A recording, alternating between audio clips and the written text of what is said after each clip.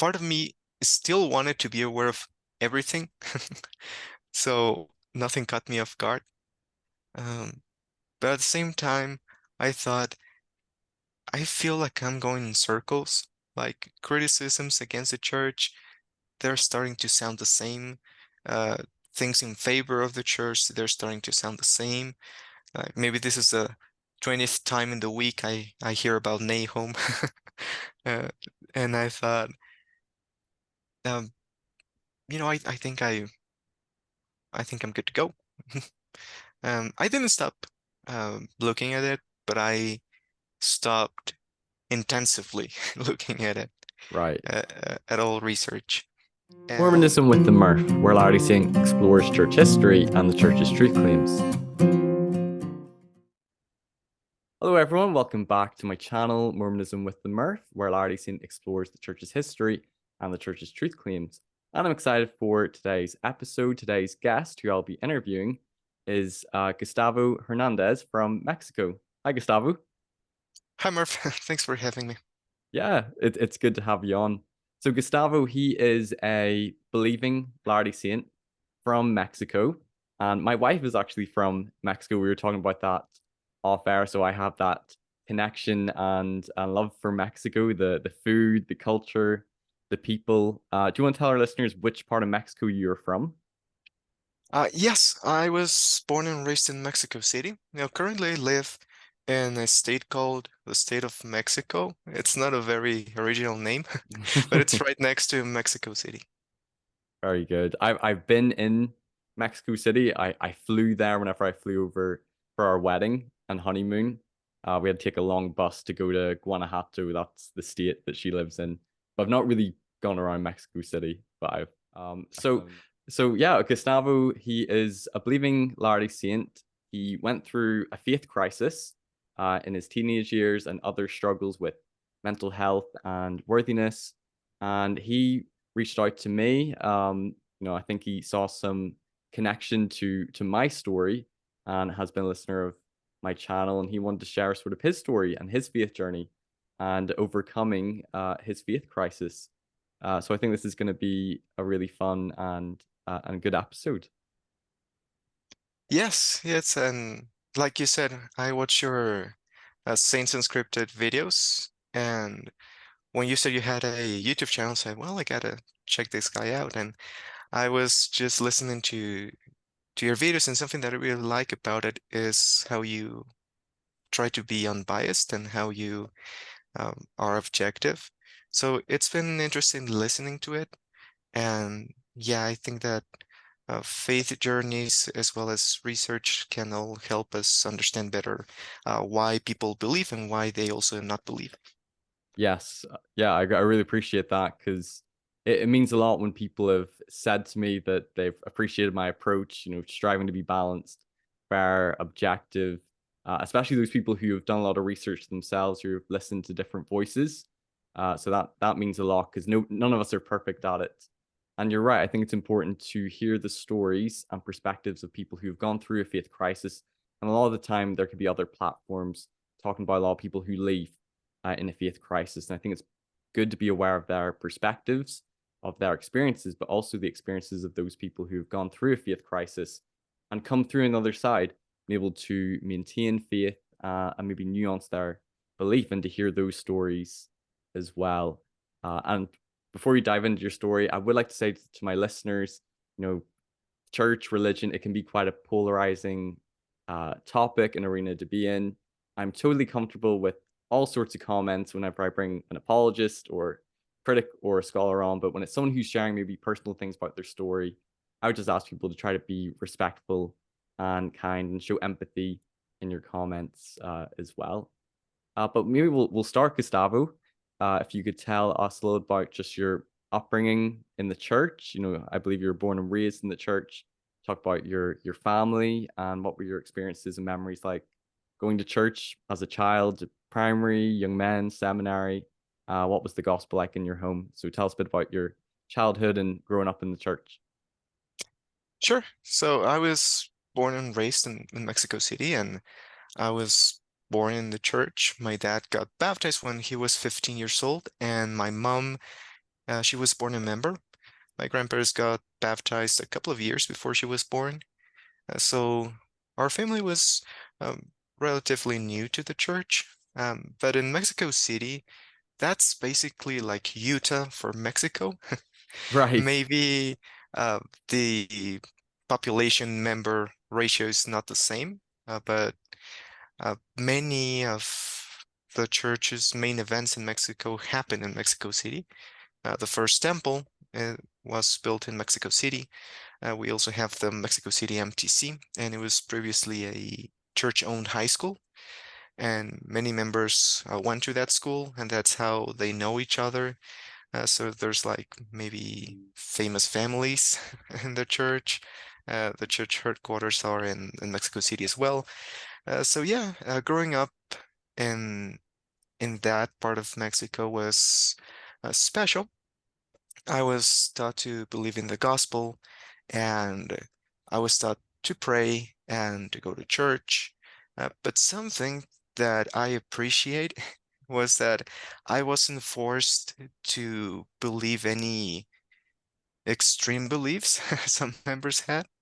Um, just the other day, I was watching Murder Amongst the Mormons, Oh the yes, the documentary. Netflix documentary Yes, with and Mark Hoffman yeah, back in the correct. 80s.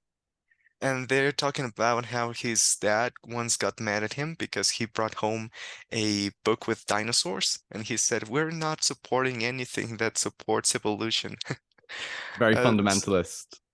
yeah, my parents weren't like that, so I really appreciate it. And my friends, while I was growing up, they were pretty extroverted and they were very convinced of their beliefs. And I believed in God, but I didn't go that far. I, while I was in Utah, I learned a term that's called like Peter priesthood.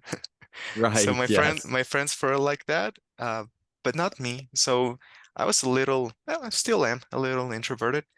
So they would usually go and fast in testimony meeting, and they would declare that they knew that Joseph was a prophet and that the church was true. And while I would liked with hearing their testimonies, I never had the courage to stand up and go. So I wasn't really vocal about my beliefs at school and with my friends, but I really liked being in the church. I had a very like normal understanding of Joseph Smith and the first vision and translating the golden plates. So yeah, that was basically my childhood growing up. As And for would you have sort of done regular prayer and scripture study as a family or family home evenings? Would that sort of happened in your home? yes and no, maybe in my first years, maybe until I was like 6, I don't remember ever doing that. I do It's tough remember with young praying. children. Yes, I remember praying, but I don't remember like scripture study or family home evening. Um, but when I was like 8 or 10, we did it. We didn't follow it religiously, but we Mm. did our best to do it as often as we could. That's awesome. And did you feel growing up that you had any spiritual experiences or testimony? Like you said, you're a little bit more introverted and maybe not as sure as your other friends who were going up and bearing their testimony. But is there anything you want to share about your any spiritual experiences you had growing up? Yes, yeah. So something that my mom used to tell me while I was growing up is that I was always like worried about God and salvation. So I always ask questions. And I remember that when I was like 6, I usually ask my mom, "What happens after we die?" And she would tell me about the spirit world. And I said, "But how does resurrection feel like?" I was very obsessed with death and resurrection, and I wanted to have a testimony that there was life after this life. And I remember that one day when I was 5, I asked my mom, "Do you know when is Jesus coming back?" And she said, "Well, no, no one knows. Only the Father knows." And this next part, I don't remember it very much, but my mom filled in the gaps. She said that I thought about it for a moment, and then I went up to my room and I prayed.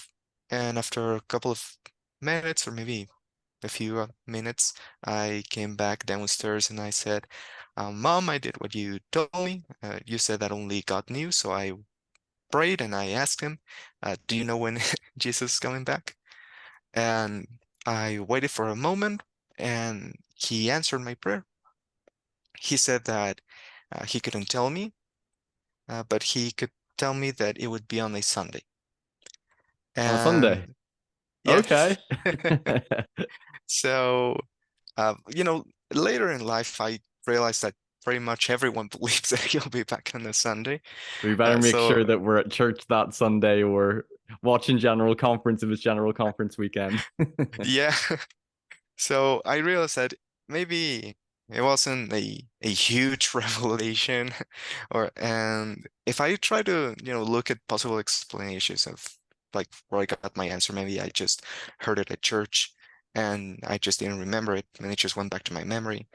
I honestly don't remember uh, that experience very well, so I can't say if I And felt how it. old do you think you were when you had that experience? I was about 5 or 6. Oh wow, so you're very young and quite inquisitive at such a young age. Yeah, yeah, so I had experiences like that. Um, and like I said, and as I talk about my faith crisis, all of these experiences can be questioned and all of them can have like intellectual answers. And yeah, I've considered them. Uh, but in my heart I've chosen to consider them as spiritual experiences. Since I was a kid. And like I said, I appreciate the fact that I wasn't very like indoctrinated. I was Hmm, taught the basic doctrines of the church, but my parents never like forced me. They never took me to the pulpit and they whispered my testimony in my ear or right. something like that. So I appreciate that they taught me to seek answers through prayer and through scripture study. And and yeah, those were my spiritual experiences. They were usually um, when I prayed by myself and during those early years. Okay.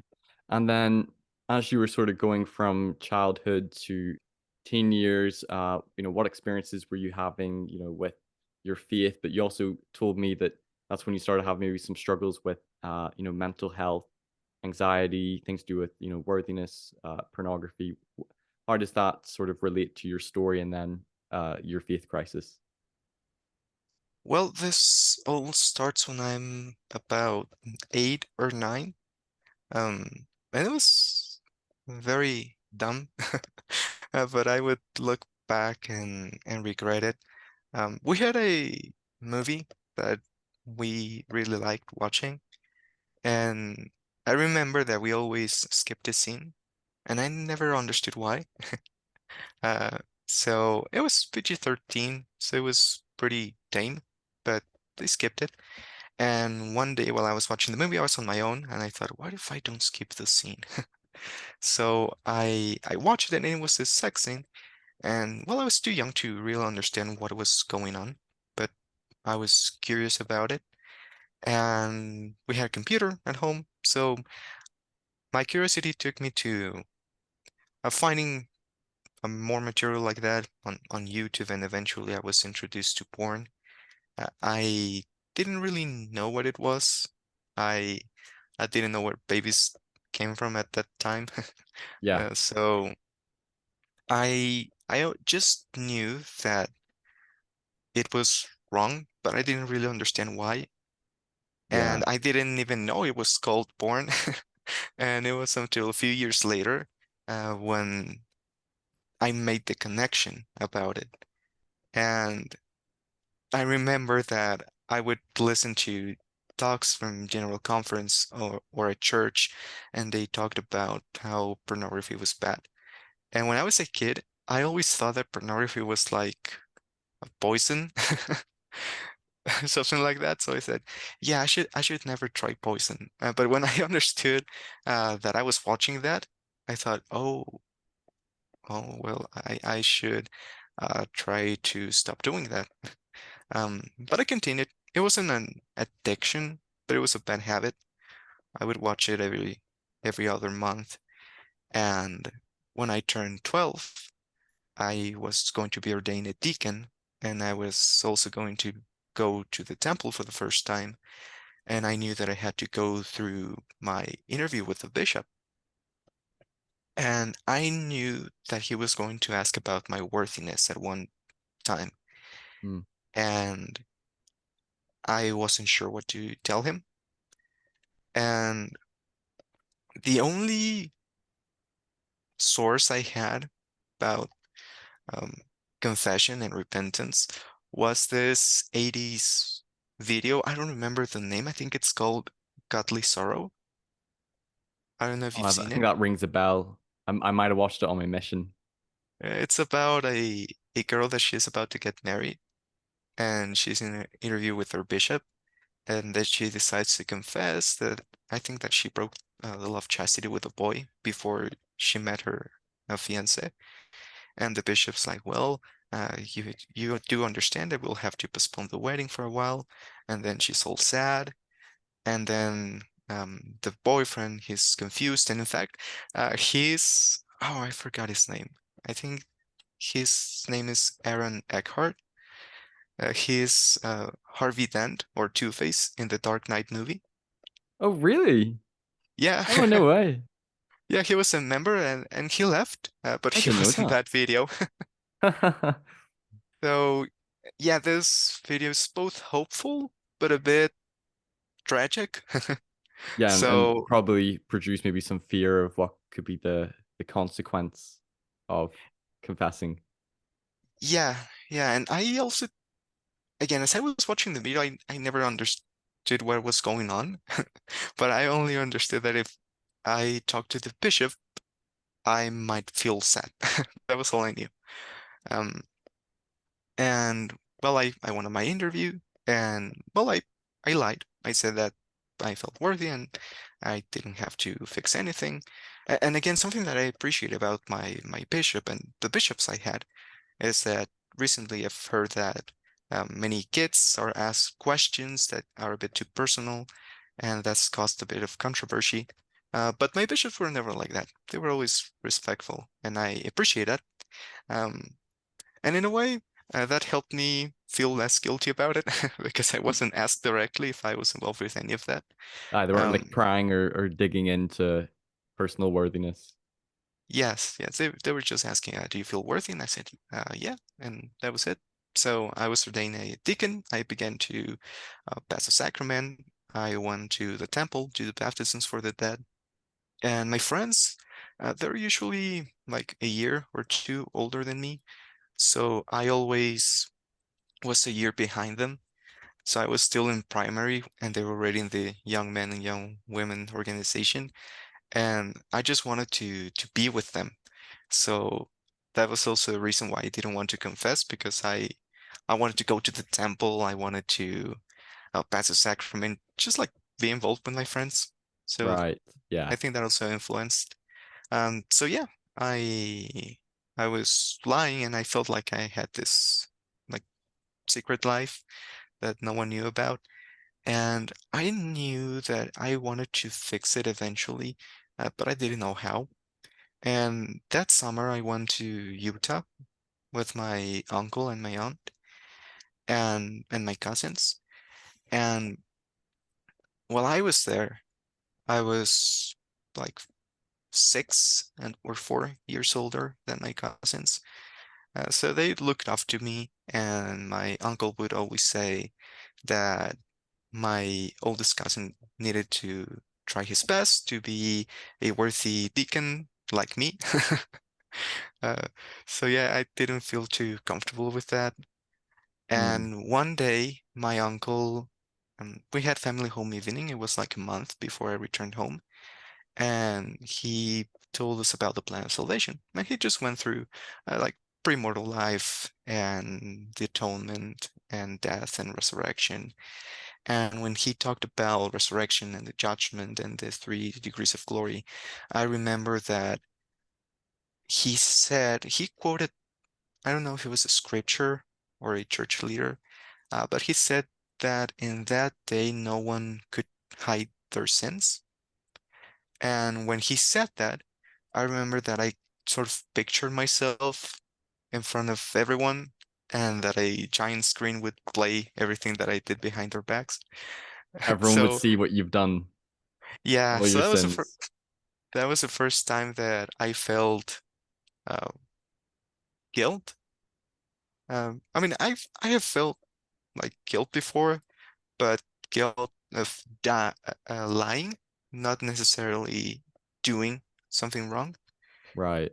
So it was the first time that I thought, I think I'm far from God. Um, I think I need to do something about it.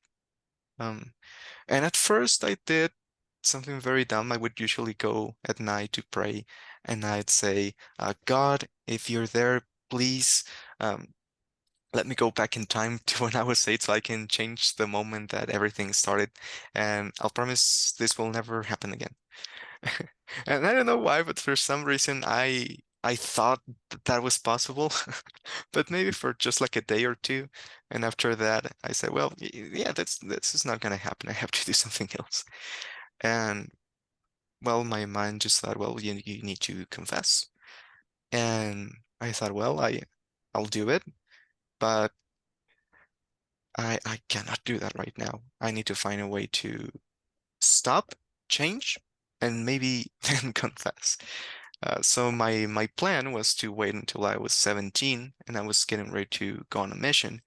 And if I was meeting with the bishop, I would just casually mention, oh, by the way, when I was like 10, I sort of watched pornography, but that's all fixed. And in my mind, the bishop would go, oh, well, it's good that you don't do it anymore. And then we would just continue. Yeah, you Uh, overcame it. Yeah. yeah, so after a while, I knew that really wasn't going to work. I couldn't change and hide it for another 5 years. Um, at the moment, I think I had been involved with pornography for like 4 years by then. And I said, well, I can't wait 5 more years. And I chose to confess. And I think that the moment that I chose that, I felt both hopeful and alone. Um, Mm. because I really didn't know how my parents would react, how the bishop would react. And I knew that I wasn't going to pass the sacrament or take the sacrament for a while. And I was sort of afraid because, like I said, I was a pretty introverted kid. And pornography made me feel very insecure about myself. So I wanted my friends to like me or to appreciate what I was doing in our friend group. And I thought that this uh, would make me less valuable and that my friends wouldn't really care for me. Mm. Like Um, if they knew what what you were doing. yeah, yeah. I mean, I wasn't planning on telling them, but I knew that I was going to miss out on passing the sacrament or going to the Right. temple. And there And can be so, that fear about, both confession, it takes courage to do that, to go to a priesthood leader. It's something that's not easy, but yeah, then the possible fear of if I can't take the sacrament, will people be, thinking and speculating why that is. yeah, yeah. And once I came back home, I was ready, but I was still heartbroken when I told my parents and eventually my bishop. And I felt really sad, not really because of them, but because I felt for the first time in all these 4 years that I was alone and that doing this um, really took a toll on me spiritually. So I felt spiritually empty in a way. Mm. So when I talked to my bishop, and uh, he said that I wouldn't pass the sacrament for, and then a few years later, when I was in Layton, in Utah, I heard that bishops usually tell young men that they need to stay away from porn for like 2 weeks, and then they're good to go.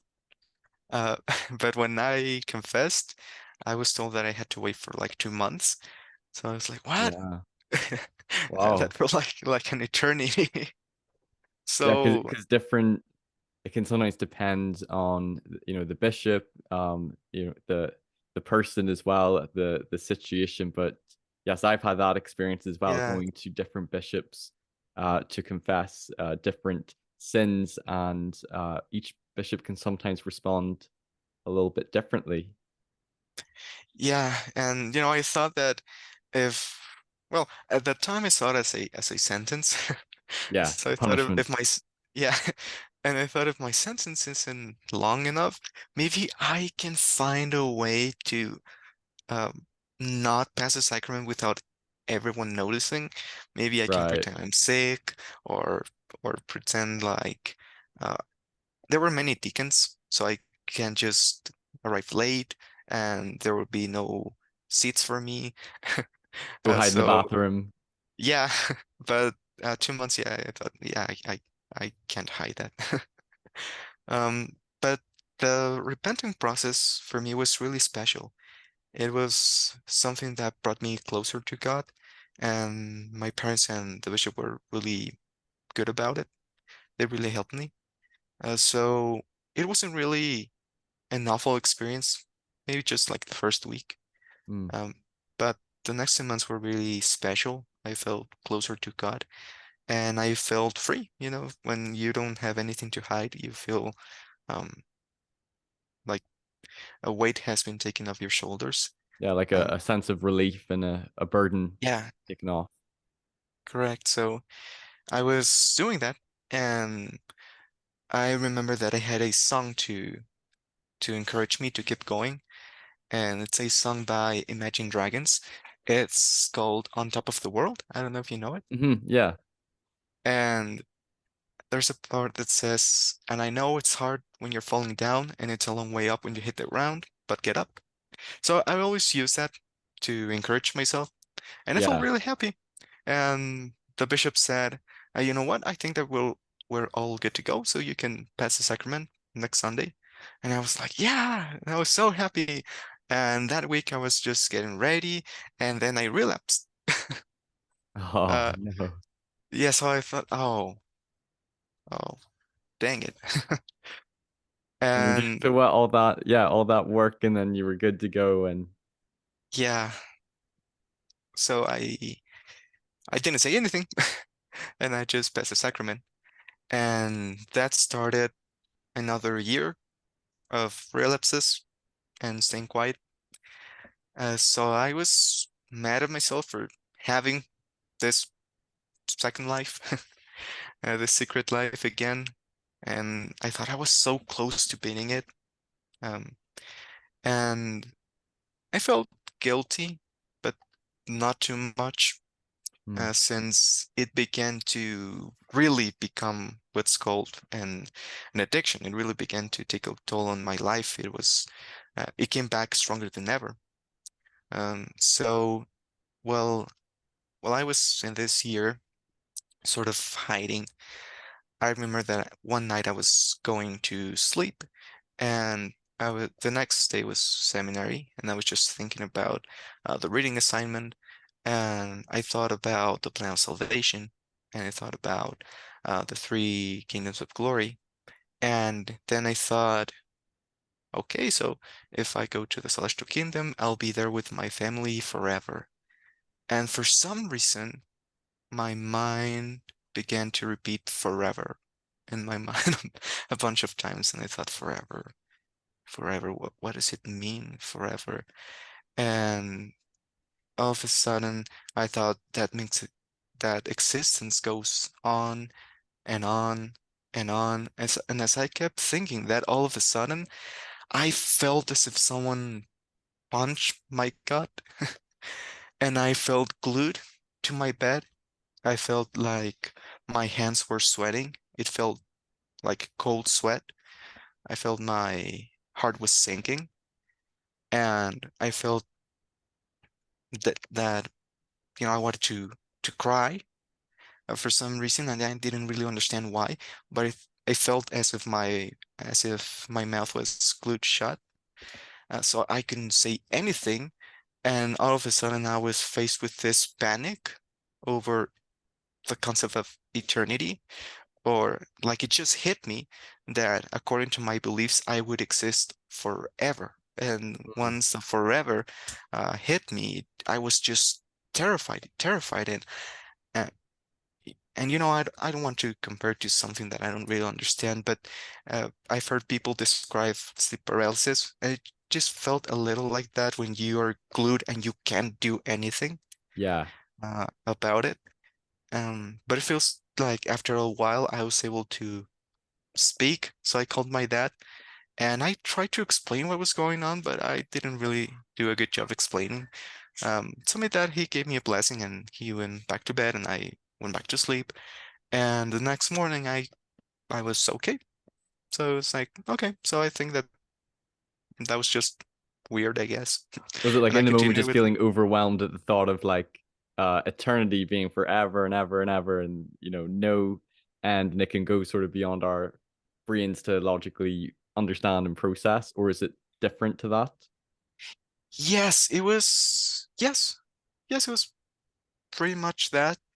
And I was not as afraid of the concept as I was afraid of the fact that I was going to live eternity. I don't know Right. if it makes sense.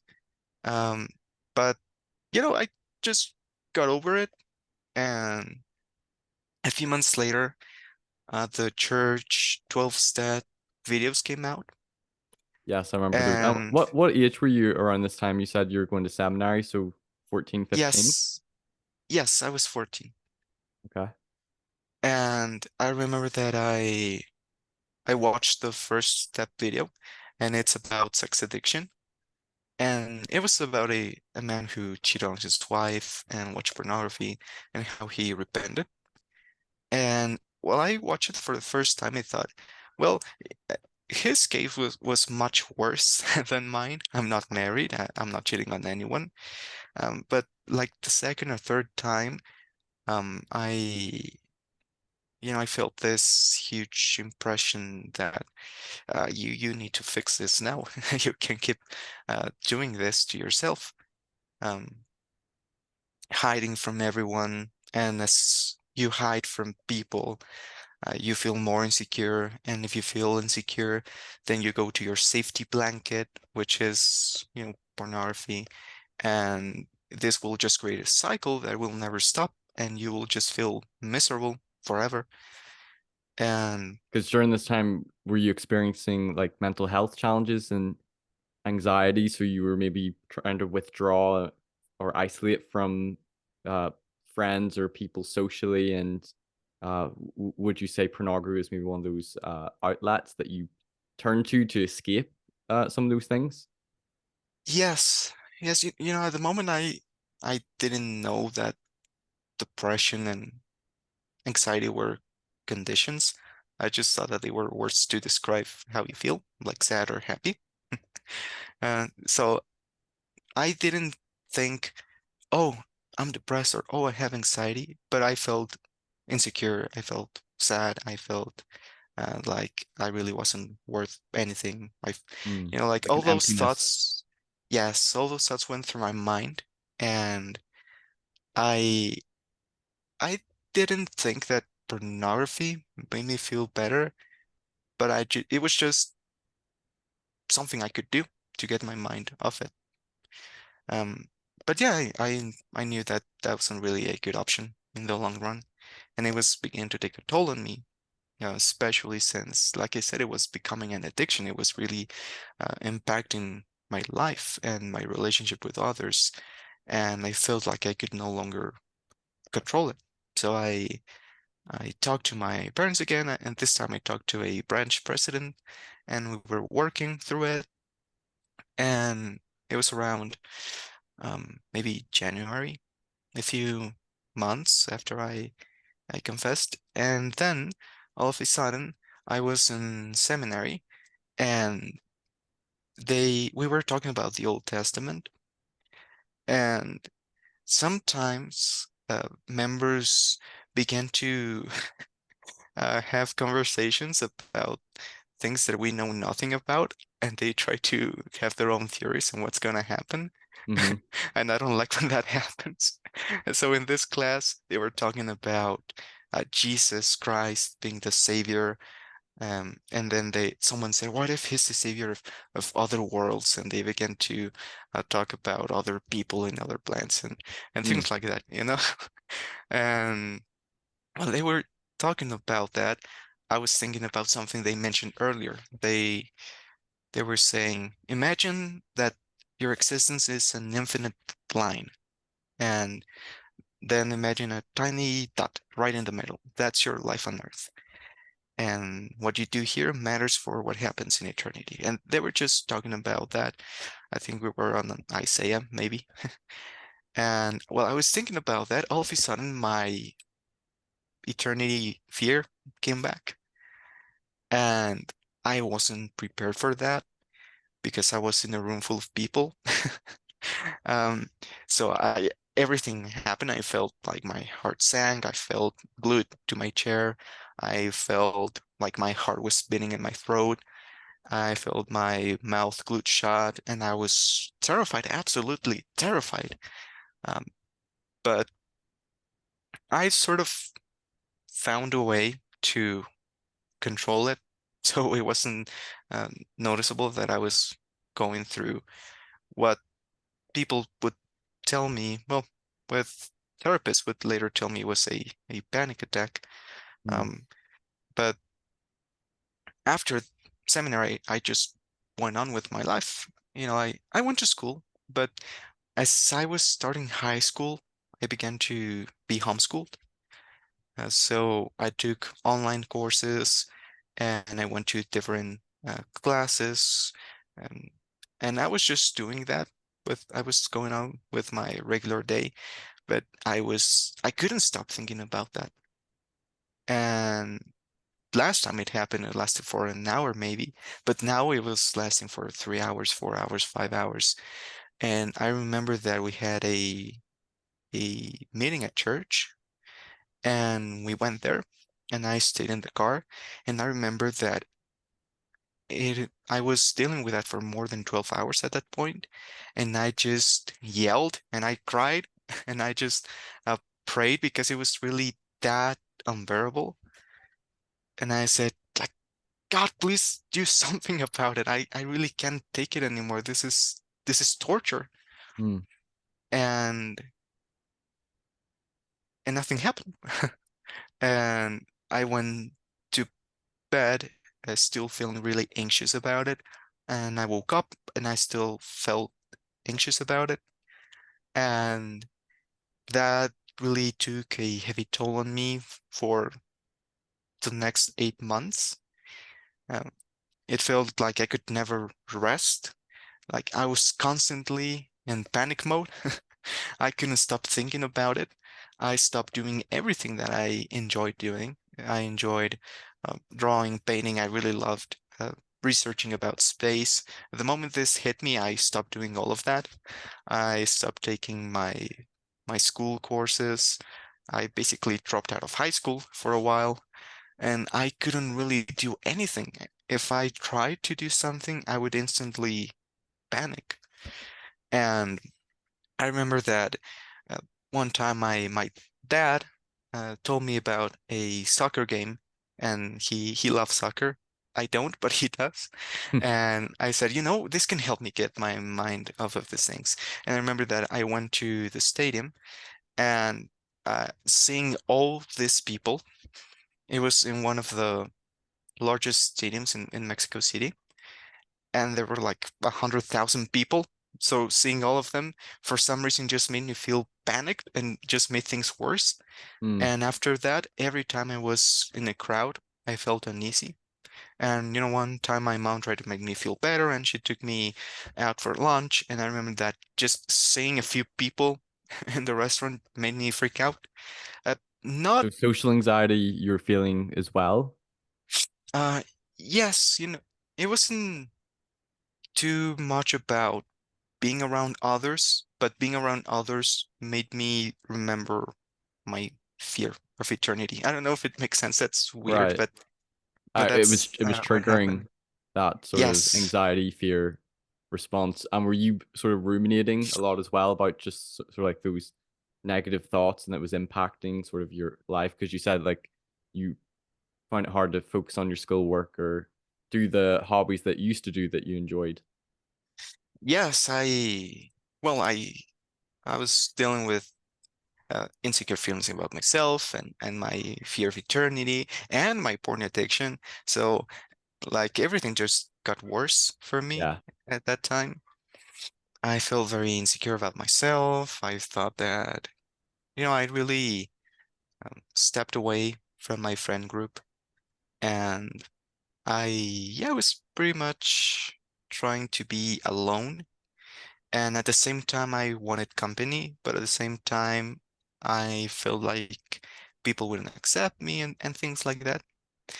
So one day, um, I was, I was getting better.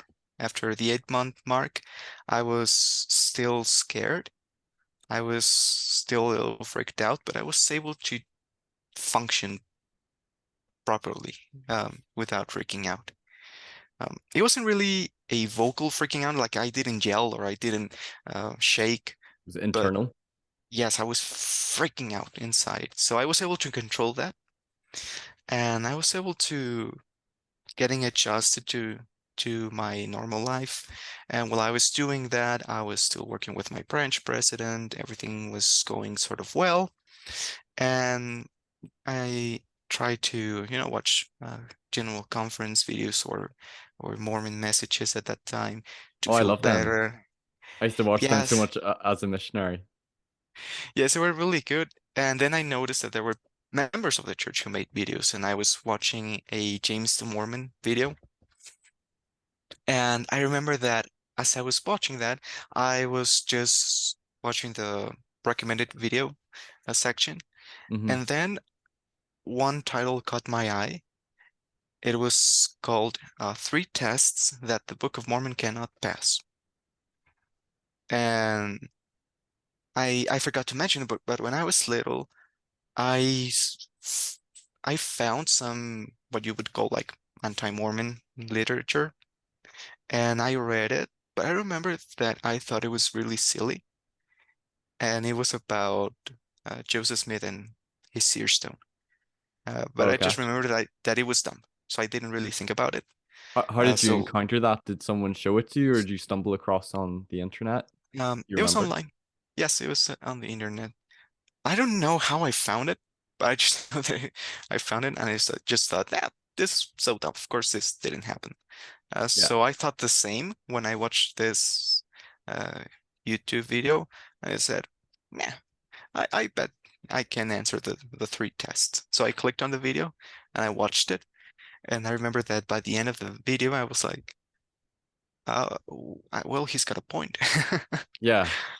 It was kind of a Uh, serious criticism, probably compared to what you were expecting, and you didn't know how to respond. yes, yes, it took me off guard. I mean, I didn't start questioning the church or anything like that, but I thought, hmm, that's a good point. How can I answer that? Mm. So I kept watching suggested videos to see uh, if there was something else that I was not taking into account. And then those videos turn into, did you know that Joseph Smith had different accounts of the first vision and they contradict each other?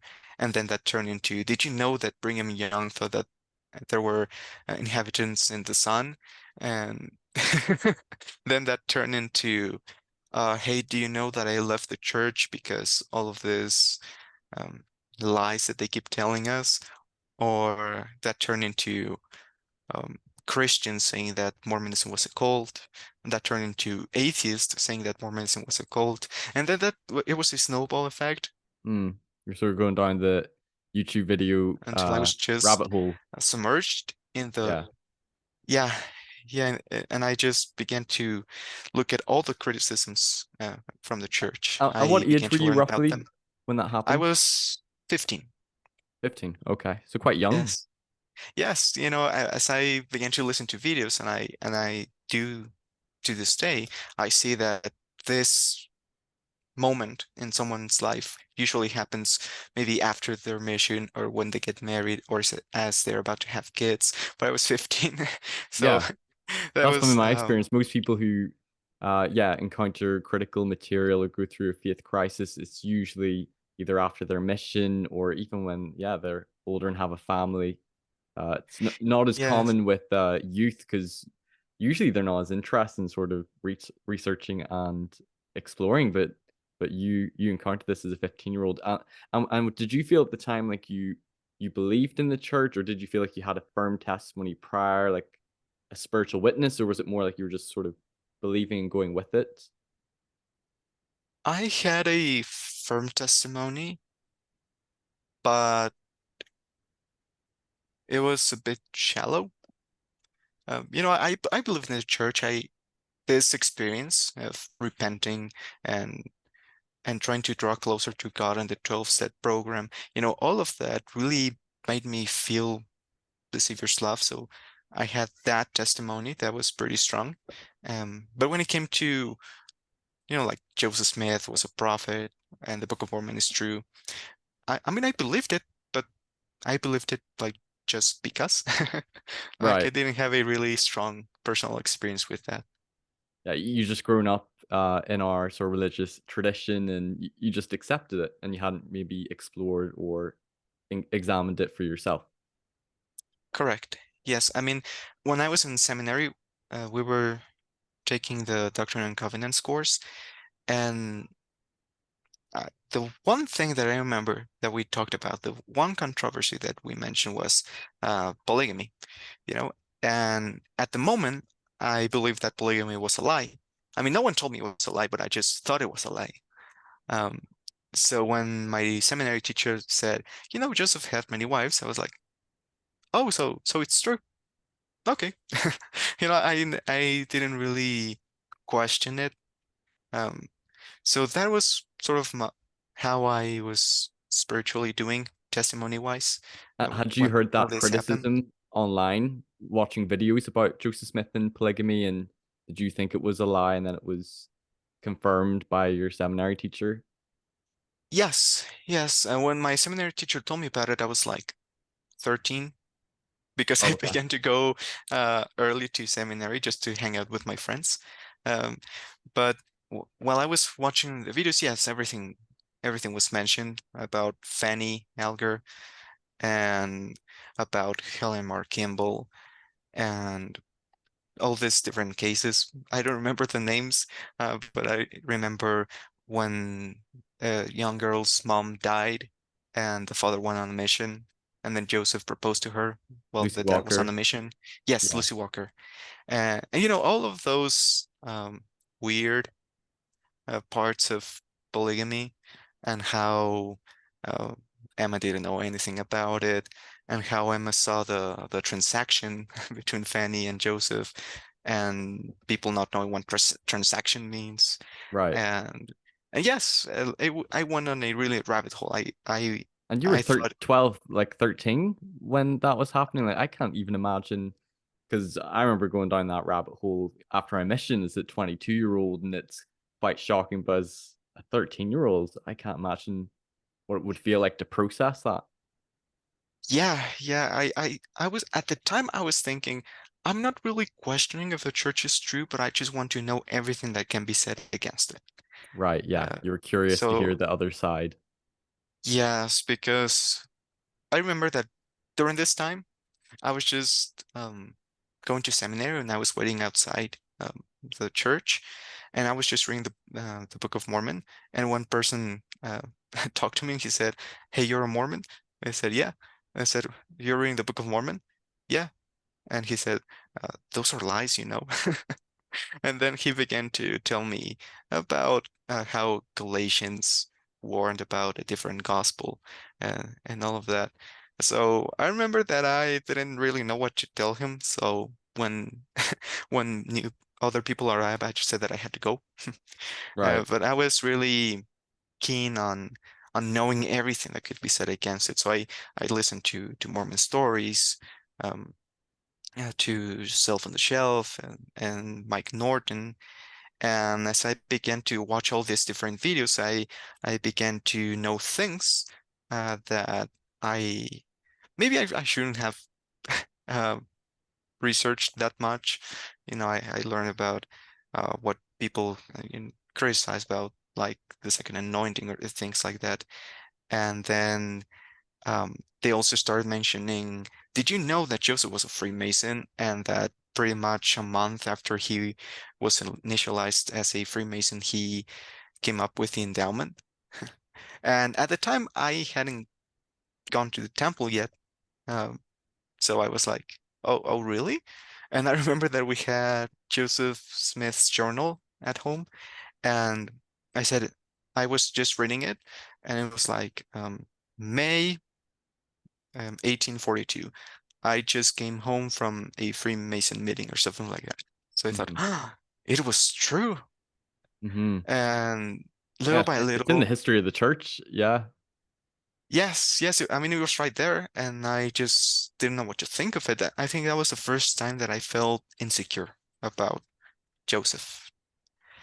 And Because did I mean, you I feel didn't. like you were taking a lot of the criticisms sort of like with a pinch of salt? Because like I'm sure it's the same for you, but me growing up, I would have been told or cautioned stay away from sort of anti-Mormon material, like it's anti-Mormon lies, and I didn't really know what it was, but I just sort of stayed away from it.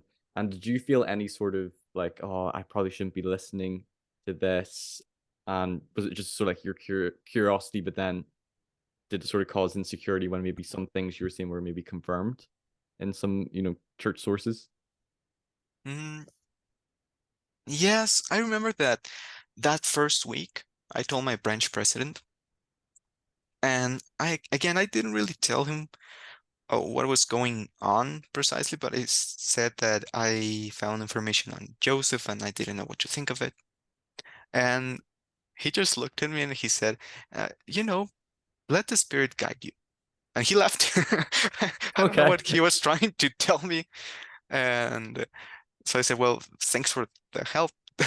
That helps a lot. Uh, yeah. So yeah, I knew that if I told my parents, maybe they would tell me to just stay away from it.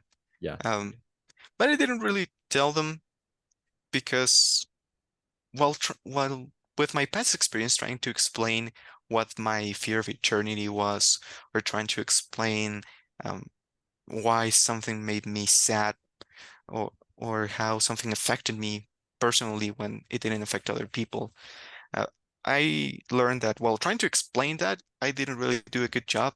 So people weren't able to help me that much because I didn't explain it well.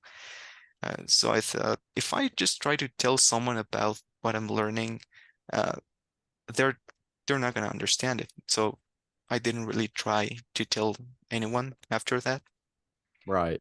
Yeah, because And if they're not aware of maybe some of the history or some of the critical issues brought up, they probably won't have a clue what you're talking about if you bring it up with them.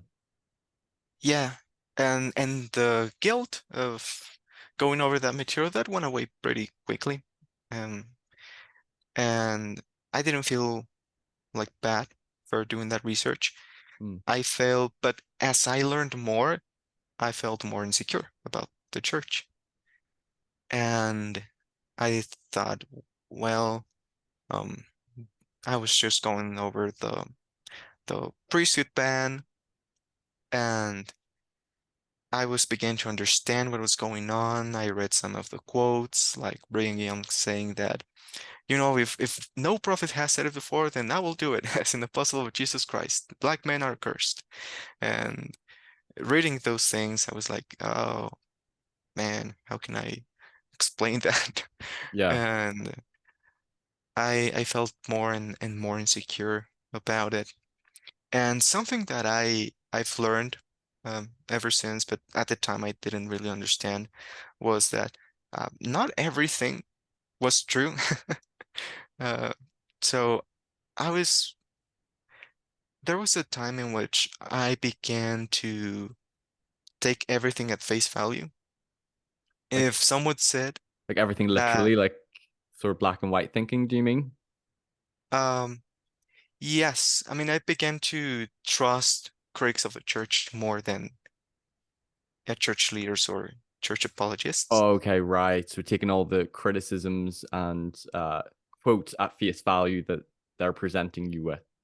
Yes, and if someone said, Joseph thought people lived on the moon, I said, yeah, that's true. I mean, that's true. I mean, they say that it's on the record, so it's true. You Right. know, and I never really stopped to think, what's the context of this? No, at this point I was just saying, oh my gosh, um, and I felt pretty insecure. I I learned a little bit too much about the endowment, maybe more than I should have at the time. And I just thought, man, I I can't find hope in any of this. And I have no idea how I'm gonna answer all these things.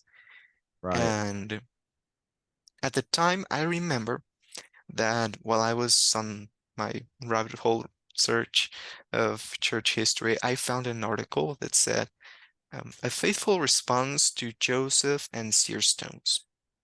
I thought, So I clicked on it, and it was a, an article made by Fair Mormon. So I read it, and I remember that that was the first time I thought maybe there is a way to reconcile this with faith. Hmm. Um, but I didn't think too much about it. So I just kept going on the rabbit hole. Eventually found the CS letter. I read it, and I was introduced to other concepts like the Book of Abraham. Right. And And would you say that the majority of your research, like 90% of what you were reading or listening to, was critical, not so like that was like the first sort of apologetic or faithful source that you'd read? yes, that Fair Mormon article was the only article I read at the time. Other than that, it was all critics of the church. Hmm. And then I began to transition out of church history to current times. And then, I learned about how the Utah suicide rates went up when the 2015 policy uh, came into motion and how many people left the church. And I read about, the church's investment and about what's the name? The City Creek Mall. Sacred Gamal, Yeah, and all of that. And how um, church mem church leaders have like censored certain talks, and if you go back and read the talk, it's not the original talk, it's different, right. and things like that. And I I couldn't find a way to reconcile any of that, so I was feeling pretty insecure, but still I wanted to know everything. Like I didn't want a someone to come up to me and say, "Hey, did you know that?" I don't know, uh, Joseph Smith thought that the blacks were cursed or something like that, and I wanted to be ready. I didn't want to say no, I didn't know that. So I Yeah, you don't kept want to be going. caught off guard with any criticism. You'd want to confront it and examine every criticism so you'd be aware of it. Yeah, so I kept going even though I still had questions. I wanted to make sure I knew every criticism and I knew most arguments against it. But it came to a point when I thought, well, um, what am I gonna believe? Uh, what will be my choice? And as a teenager, you can't really say, I'm gonna leave the church. Yeah. That really doesn't come to your mind because you're a kid. Yeah. You go with your Uh, family to church, you're still living at home. yeah, so I didn't really think I'm going to leave the church, but I was just questioning my beliefs. Do I really believe in this? Um, will I leave the church eventually when I turn 18, Mm, or will I stay and believe? I didn't really know.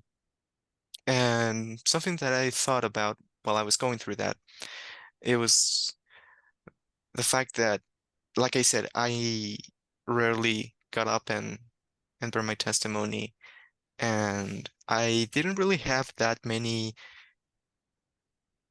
spiritual experiences in those latter years. And then I realized that I didn't really read scriptures. And suddenly I remembered that I had never read the Book of Mormon all the way through. And I thought, well, maybe you could read the book and try to see for yourself. And at the time I liked the Book of Mormon, but I also questioned it.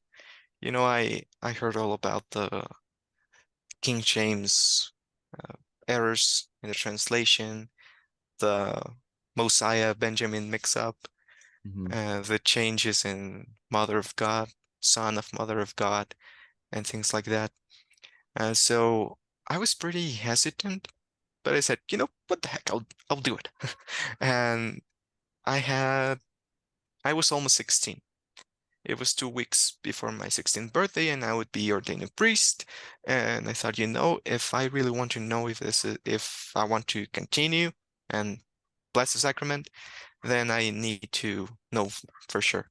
So I mm, read the book, and for the next 2 weeks, I read like the whole day, just so I could finish before my birthday. And I remember that I recognized some things like, oh, that's where the change was made, or oh, that's where people are saying about steel or horses. Oh, those are the horses and chariots that people say shouldn't be there. Like I did recognize those things, but at the same time, I began to um, think, well, this is actually pretty good. I like it. And I thought, well, as read more and more, it began to make less and less sense in my mind that Joseph made it all up and was able to dictate it in like 2 or 3 months. mhm, And I thought, hmm, you know, I think I agree with Joseph on this one. I was beginning to think that.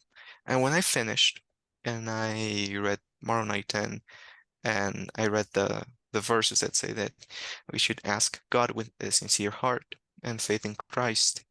And I did that. I finished reading and I kneeled down and I prayed and I was ready to have that experience that I could uh, write to the ensign about and say how there were fireworks and I just knew that this was true. But it didn't happen. I just prayed. I finished. I waited for a while. I thought about what I had read, um, how I felt, and it was a special experience. But as for answers or confirmation, nothing really happened. mm, Um, so I said, well, so what are you going to do now? You've read it. Um, do you think that it's the word of God? Do you think that it's a fraud? And I just thought, well, yeah, I guess I'll believe in the church.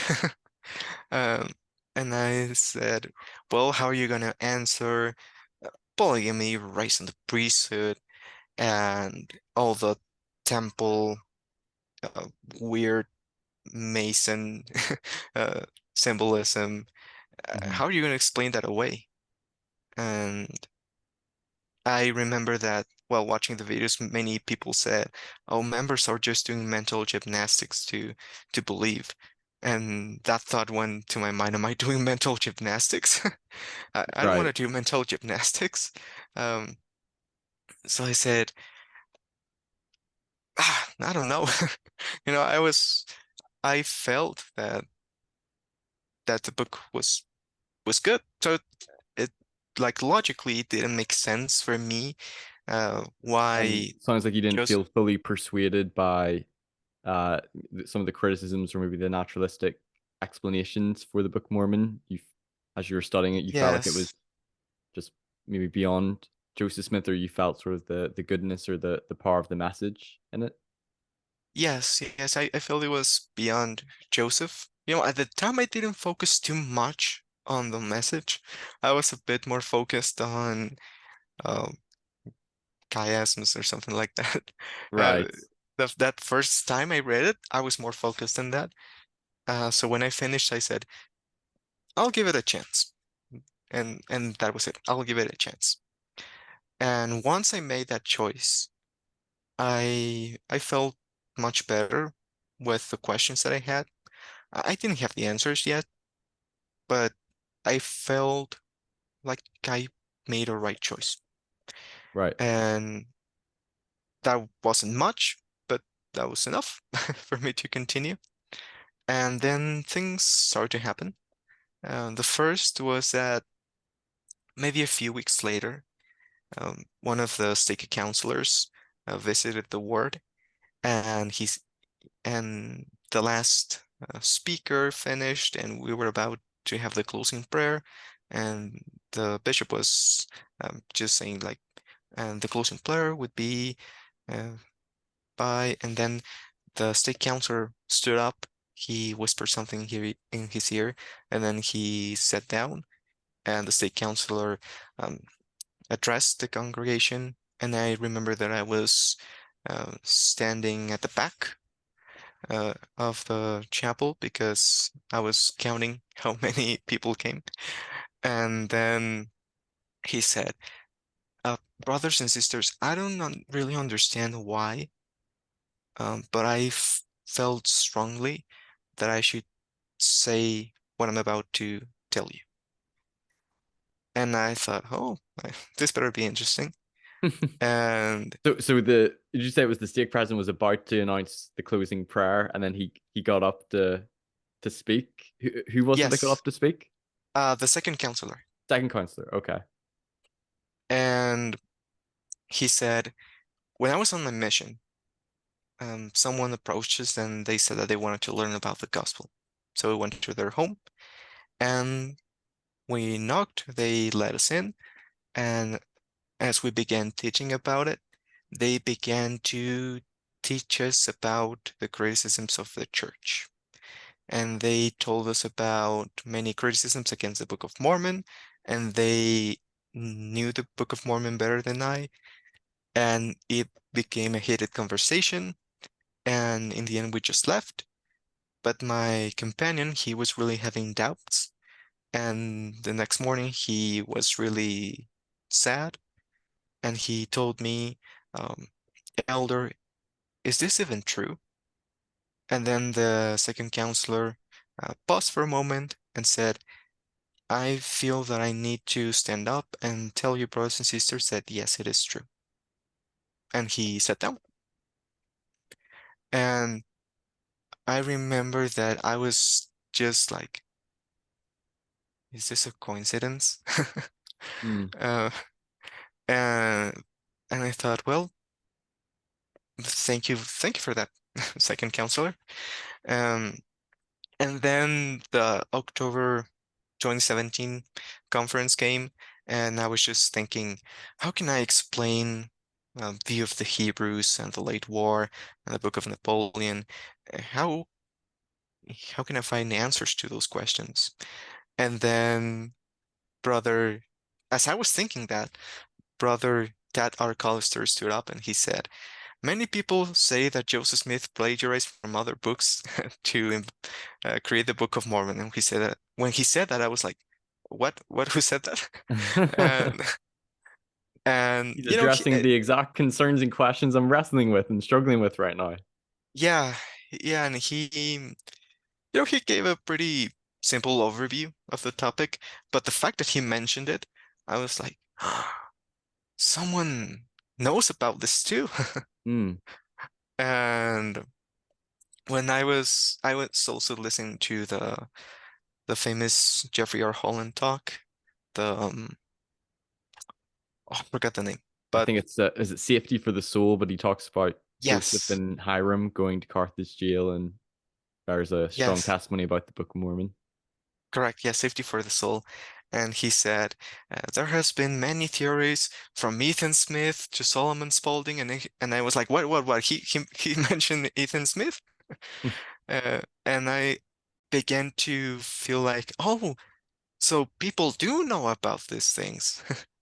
And for one moment, I thought, well, I could find answers. Hmm. And sometime later, I found Scenes Unscripted, Three Mormons at the time, and I love that I channel. was yes, it's really good. And in those early days, they interviewed Dusty Smith.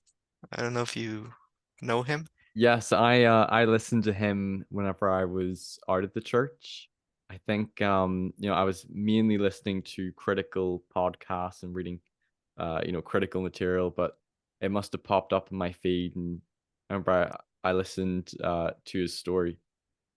Yeah, yeah, and I remember that when I listened to his story, then I said, "Oh, so people can know about these things and choose to believe, even though for a time they didn't." Hmm. So little by little, I felt more secure about my decision to stay or to still believe in the And church. and his story was quite amazing because he had some very powerful sort of experiences that drew him back because he didn't just leave the church. He was quite hostile to the church. I Yeah, think he was going to a Christian church, and he was that guy that would have went to different churches criticizing the church. So yeah, his story was it was quite amazing. I remember it didn't really impact me too much whenever I left, but it caused me to almost like open my mind like a tiny bit. Like, it seemed like there were lots of things in his life that you know brought him back to the church. It was a cool story. I'll yes. link it maybe at the end of this if you want to watch it. Oh yeah, yeah, sure. And I was just while I was listening to his story, he mentioned things like the different First Vision accounts. And then he explains in that video how he came to terms with it. And I thought, huh, yeah, I guess I'd never thought about that. And then something popped in my mind. You've never read the four accounts. You've only heard and read that they're different, but you've never read them. And I thought, yeah, that's right. I should read them. And well, when I read them, I, and by saying this, I don't want anyone's experience to be minimized or anything like that. But when I read it, I thought, that's it? Is this what are these the big differences? Like, yeah, he mentioned angels. Yeah, and the first time he didn't mention God, but is that it? So I felt a little happy that I wasn't shocked by Mm. the differences. So I thought, oh, well, I guess it's not that bad after all. And So I when you guess read I the accounts yourself, each one you didn't see huge discrepancies or contradictions or changes pointing to, oh, he's just making it up or changing the story, but to you you saw that they seemed like genuine. yes, at the time, um, you know, while it didn't really prove that he had the vision, in my Sure. mind is it proved that at least he knew what he was talking about the first time as well as the last time. Um, for me, it wasn't really hard to reconcile them because um, it's just the 1832 account that doesn't mention God. but the rest do. Uh, I think 1835 mentions two personages. 1838 is the Pearl of Great Price account, and the 1842 is just like another version of the Pearl of Great Price account. Yeah. So the differences for me weren't really that big or too hard to reconcile. Then I was going through like what people said that his understanding of the Godhead developed over time. And you can see that in the Book of Mormon. You can see that in this account in which he didn't mention God the Father. And I said, you know what? I'm going to check it out. Um, and I even got a replica of the 1830 edition. Wow. And I said, you know what? I'm going to find out if all the changes are really that big. So yeah, I mean, I found the changes from Mother of God, Benjamin, Hmm. Messiah, and some people say that the change made in from Son of God to Mother of the Son of God to Mother of God indicates that he changed his mind later. Um, and I thought, but if he wanted to change that, why didn't he change Messiah 15? No, yes, Messiah 15, when Benjamin says Jesus is the Father and the Son, Hmm. or Ether 3, where Jesus appears to the brother of Jared and he says, I'm Jesus Christ, I'm the Father and the Son, or Yeah. when Amulek says, um, I think he's talking to Caesar, and he says, is there only one God? Yes. Is this Christ the eternal Father? Yes. And, Hmm. I thought, I don't think that he was trying to change that, because if he was just trying to fix it, then he would have changed that too. And it wasn't really that hard to change it. Um, so I said, well, then I need to find evidence that he thought that there were different beings before 1832. So I tried to find that, Mm. and I think I have found it. I mean, there's still a way to explain it away. I don't have the exact quote, but I found it in the Book of Moses. I think it's chapter 4 when he begins to talk about Adam and Eve and the fall. And then God says, um, this serpent, before he came to the garden, he was with me, and he said, behold, here I am, send me, and I will save everyone. But then my beloved begotten, Hmm. said, here I am, send me. So for me, that was like, that sounds like that's a different person. Hmm. Yeah, and And I remember that was a huge issue and criticism for me when I first went through my faith crisis. Whenever the critics presented all the scriptures between 1829 to 1834, which reflected a modalistic Trinitarian view of God, and that explained why only the Lord appears in the 1832 account. Oh, because Joseph Smith just believes in one God, as shown in all the scriptural writings.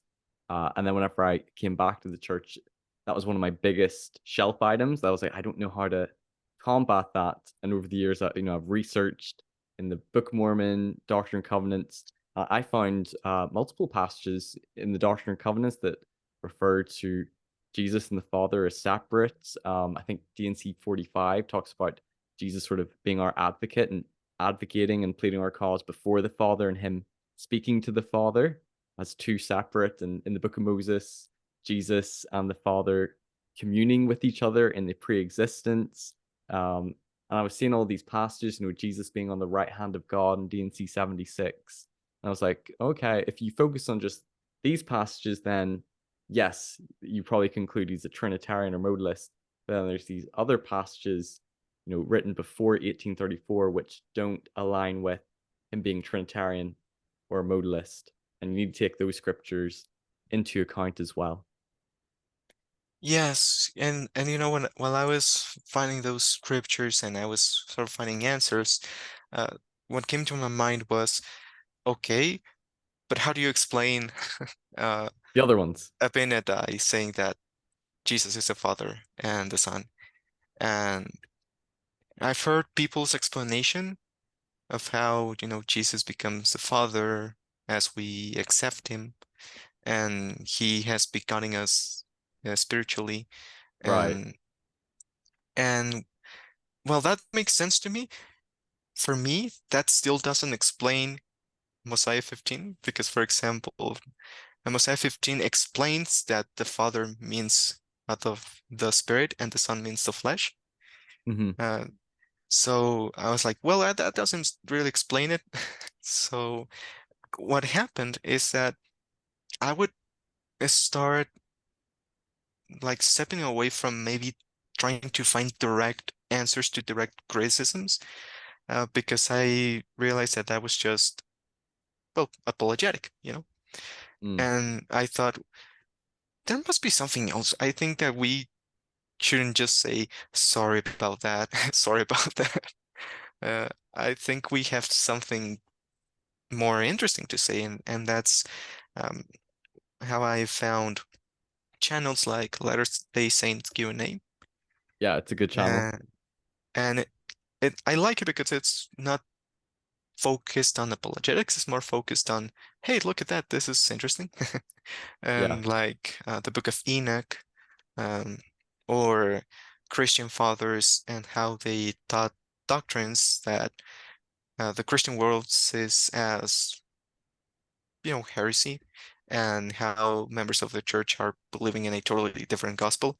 Uh, but then Right. I Because was, yeah, because I would have heard a lot of those criticisms as well from Christians that a lot of the doctrines that we have as Latter-day Saints, they're not biblical. They're just what Joseph Smith came up with in his theology, and Mormonism doesn't align with the Bible. And you were discovering that early Christian writings or teachings of early Christian fathers actually had some of those sort of distinct doctrines, like deification or premortal existence.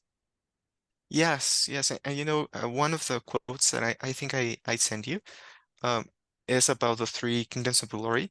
This was one of the first quotes I found, but to me it was very explicit, because like First Corinthians 15:29, people usually say, well, that's not like literal baptism, that's just a Greek word that means something else, so they don't That's the really one get about baptized. baptism for the dead. Is that the Yes. scripture reference? Okay.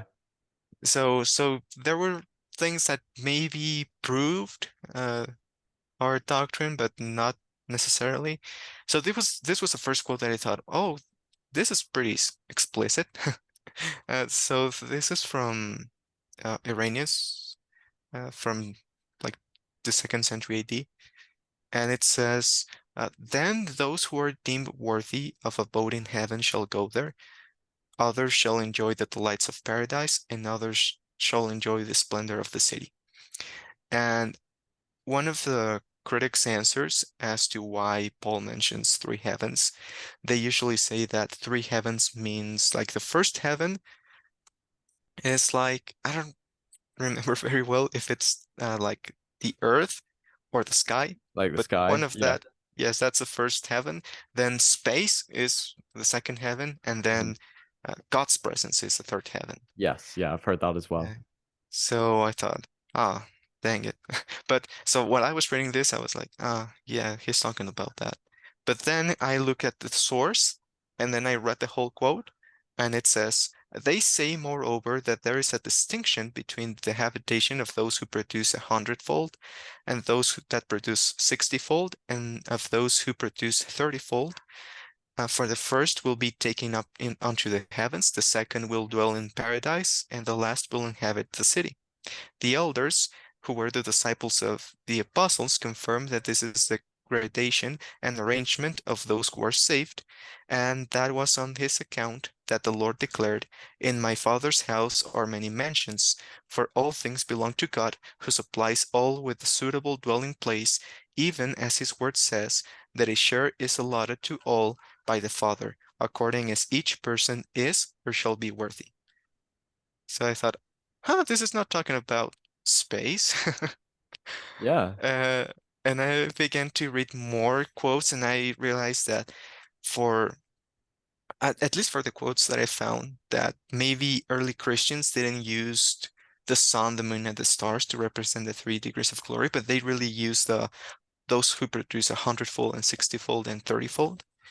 I realized that they use that more than um, the sun, the moon, and the stars. So little by little, I began to found reasons to believe instead of just answers to critics. Right, like almost like And faithful evidence to support belief as well. yes, and and it came to a point where there were criticisms that I could answer. There were some that I couldn't. And there were things that I thought were evidence, and there were things that I thought were evidence, but could also mean something else. Hmm. Um, and I looked at the evidence against and in favor of, and I saw that they were pretty much the same. I could find like maybe five arguments against Martin Harris as a witness, and I could find five evidences in favor of him as a witness. And I realized that I'll never, like critics or apologetics, they can't choose for me what I'm gonna do. Because if I just keep researching and researching, I will just find more against and more in favor. So it will be interesting and I will learn more. Mm.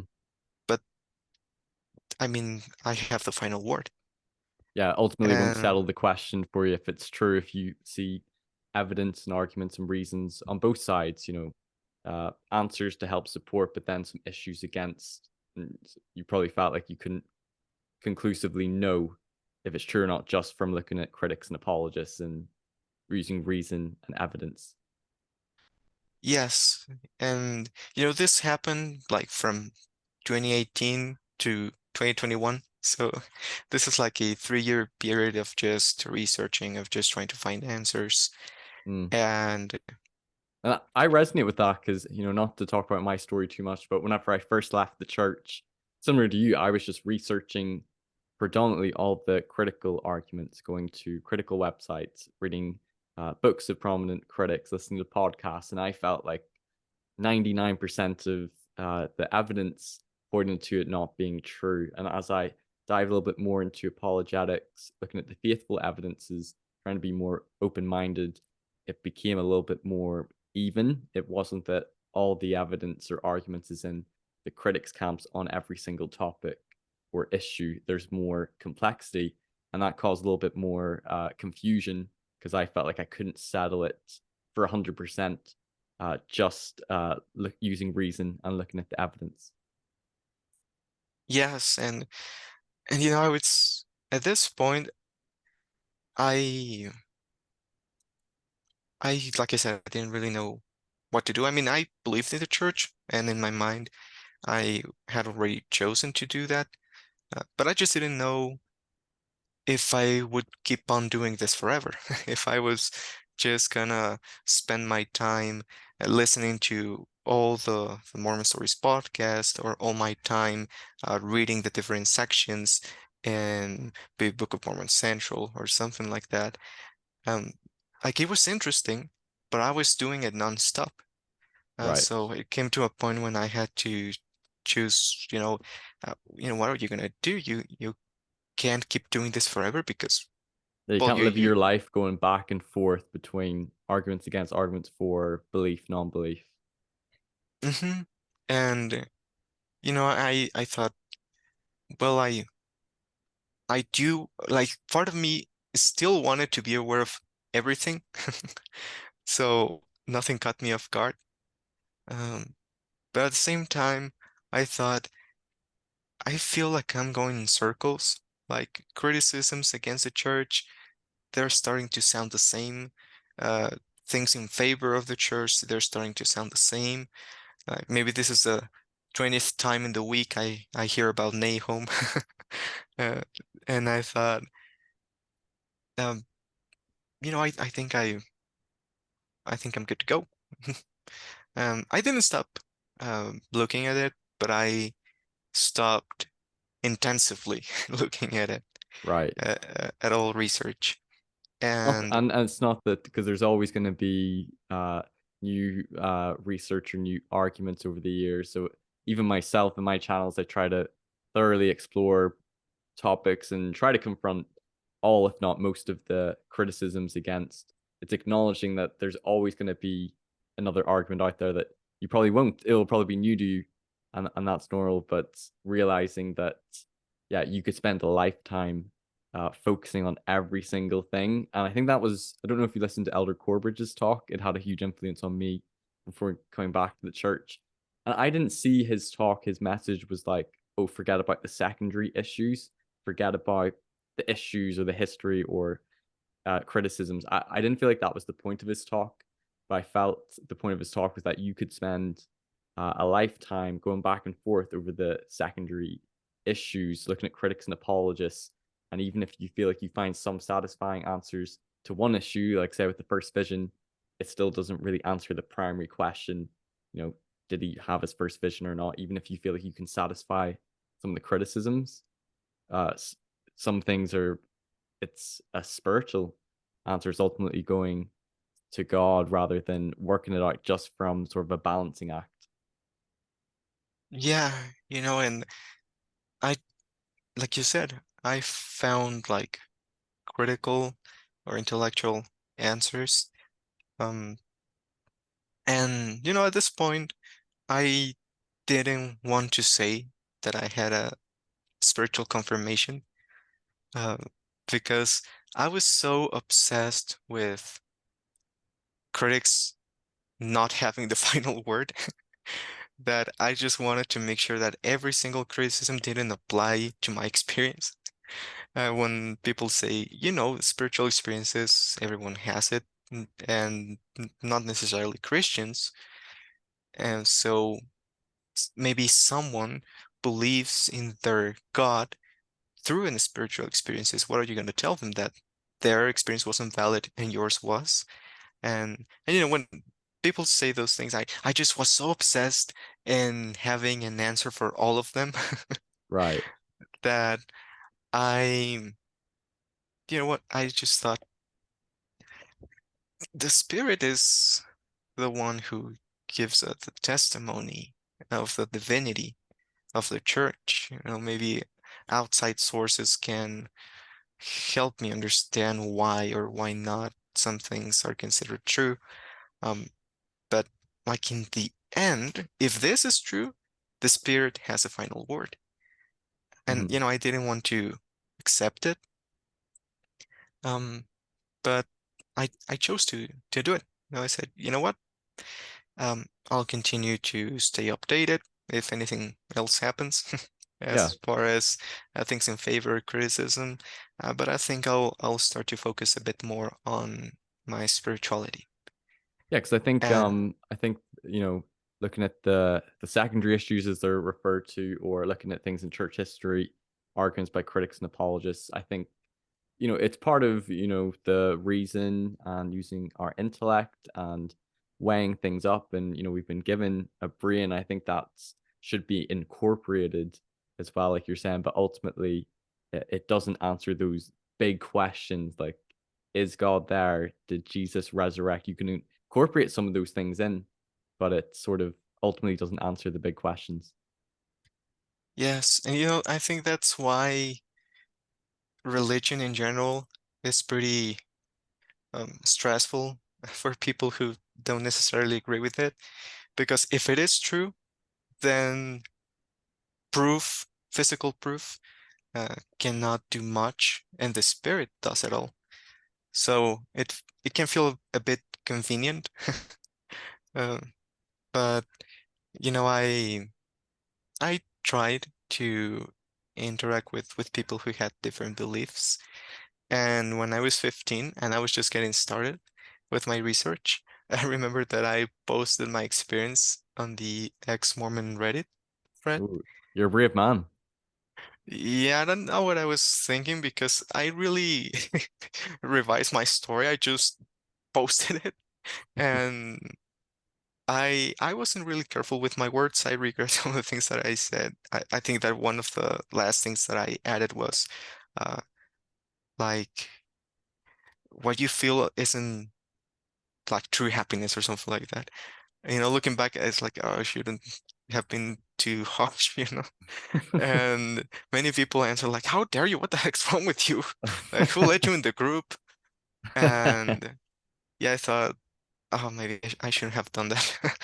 But um, you know, I decided to focus more on spiritual experiences and try to see things as they really are and not see critics as the enemy or see people who leave the church as misguided Mm, or see people like members of the church who maybe have their testimony but maybe they really haven't looked into these issues or something like that. I don't want to see them as shallow people. I mm. want it to be fair to Simple-minded. everyone. Yeah. Yes, and I went on a mission. I I focused on growing my spirituality. And as for my fear, fraternity, my anxiety, that didn't go away, sadly. Were you scared about going on a mission, or did you feel at this time that your faith and testimony was building and you had the desire to go? I was never afraid of going on a mission. I was always excited.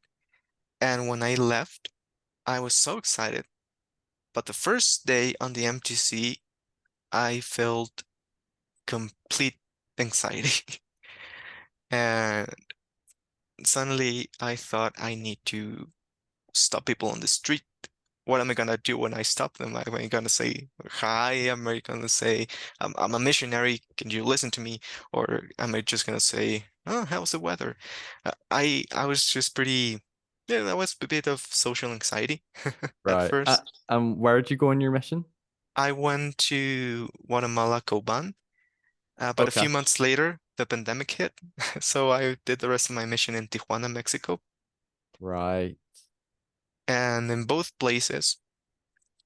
I thought at first that this is just something you feel in the first few months of your mission, and then you're good to go. Hmm. But no, it didn't go away. And when I went to Tijuana, I was a bit more pressured to baptize people by my fellow missionaries, Mm. and they would always think that like spirituality wasn't as important as bringing results. Right. As so I was really stressed out because first I felt anxious. At first I thought I was homesick. But with the pandemic, I went home for a few weeks until I was reassigned. And once I was home, I realized that it wasn't that I was feeling homesick because I was home and I was just feeling the same. Um, so I didn't really understand what it was, but I just felt awful, awful all the time. I felt too tired. I felt um, really anxious to even talk to someone. I was anxious of everything that needed to be done. While I was taking lunch, I wasn't thinking, I have 1 hour to relax. No, I just thought, oh my gosh, in 50 minutes, I need to teach a lesson. And then I was doing that countdown in my head and hoping that the time would never come. And when I went to Tijuana, it got worse because I was just so um, pressured into baptizing someone. And you grow up, you watch movies or like maybe God's Army or The Best Love God's Years, Army. and you see people's lives being changed. And then I'm in Mexico, and Mexico is one of I think it's the second largest country when it comes to membership of the church. So people do accept the gospel here, and all of a sudden, I like 8, 9, 10, 11 months went by and I didn't baptize anyone. And it was so stressful because I thought, I'm not in Europe. This shouldn't be this hard. Mm. And missionaries, they're good people, but sometimes they can be a little tough. And I And this was was, during COVID, you said. So was it lockdown in Mexico? Like, were you going out on the streets or knocking doors, or was it more online proselyting? it was more online proselyting. For the first year, it was like that. Then, little by little, we were allowed to visit people, but it was Right. mostly online. And And do you think that was difficult, like in terms of anxiety or mental health, being inside a lot and I, doing everything I sort of think that virtually? I think that being inside was actually better for me. Right. Being Much more like much introverted. better. Yes, and being able to call someone instead of looking at them, that made it better. Right. Um, so yeah, I thought that my mission was going to be this wonderful spiritual experience and that was gonna change people's lives. And I thought, I went through anxiety, pornography addiction, faith crisis. Uh, this was awful, and I wish I never go back to that again.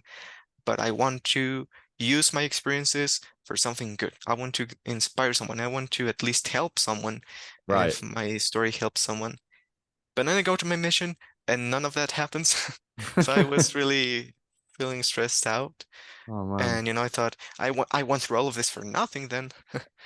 And I really thought, um, you know, that doesn't matter. You're here to help. If you help, great. If not, at least you tried. Um, Right. but things got progressively worse during my time in Tijuana. Um, I had trouble sleeping. I I really didn't have that much appetite. Sometimes I overate and sometimes I just didn't eat at all. And I just felt crumbling anxiety, like just the thought of waking up and, you know, continue my my mission was just terrifying to me. Mm. Um, just thinking that when will you baptize someone? That was really stressful. And that actually led me to be a bit too pushy with some people for them to get baptized, and I'm not proud of that. Um, so yeah, that really took a toll on me, and my fear of eternity was still there. So Right. every few days, um, every other day, I would just feel that sinking sensation in my heart.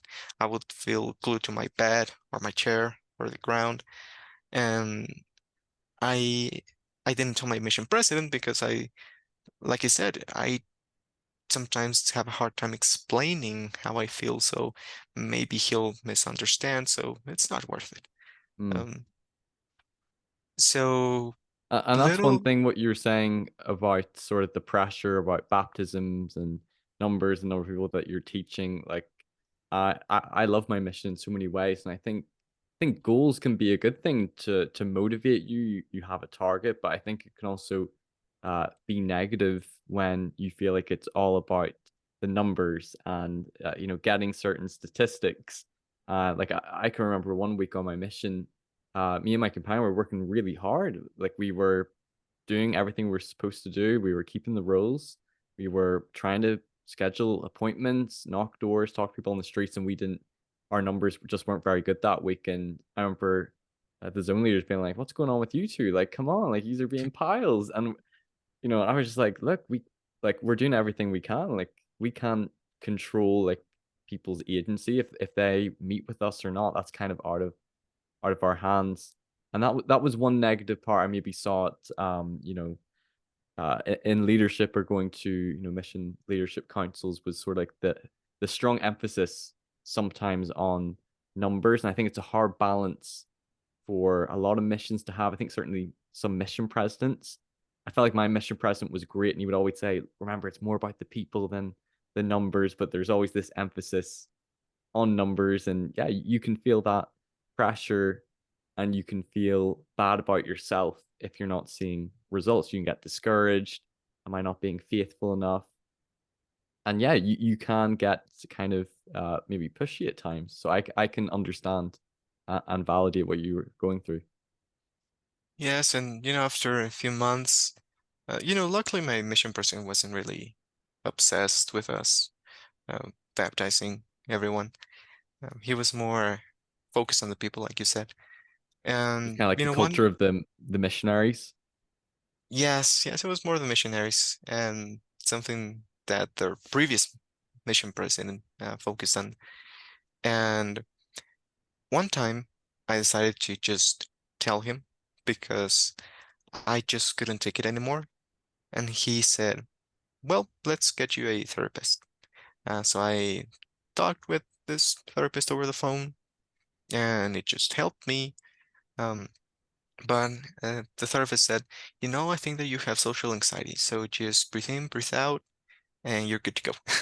And they said, wait, what about my insecurities, or what about my fear of eternity? What do I do about that? You know? Um, but yeah, I just worked on social anxiety, and after a couple of months, I hit rock bottom, and I told my mission president. I didn't tell him I want to go home or something like that. I just said I feel absolutely terrible and I don't know what to do about it. And, And how long were you into your mission at this point? and so he sent me like 18 months. Okay, so quite far And on. yes, and I thought, you just need to hold on for 6 more months, and you did it. Yeah, endure to I the end. was, yes, I was very obsessed with ending my mission on time because I remember that I had goals being a teenager and I always failed. Um, with pornography, for example, I said, I just need to go 3 months without relapsing, and I always relapse within those 3 months, and I always feel very angry at myself. And I thought, well, you failed at that, but at least you need to finish your mission. That's the least you can do. Um, and I started to talk to my mission person more often because I seem to hit rock bottom more often. And one night he called me. He said, I think that a psychiatrist would help you. And I thought, okay. And then he said, but that means going home.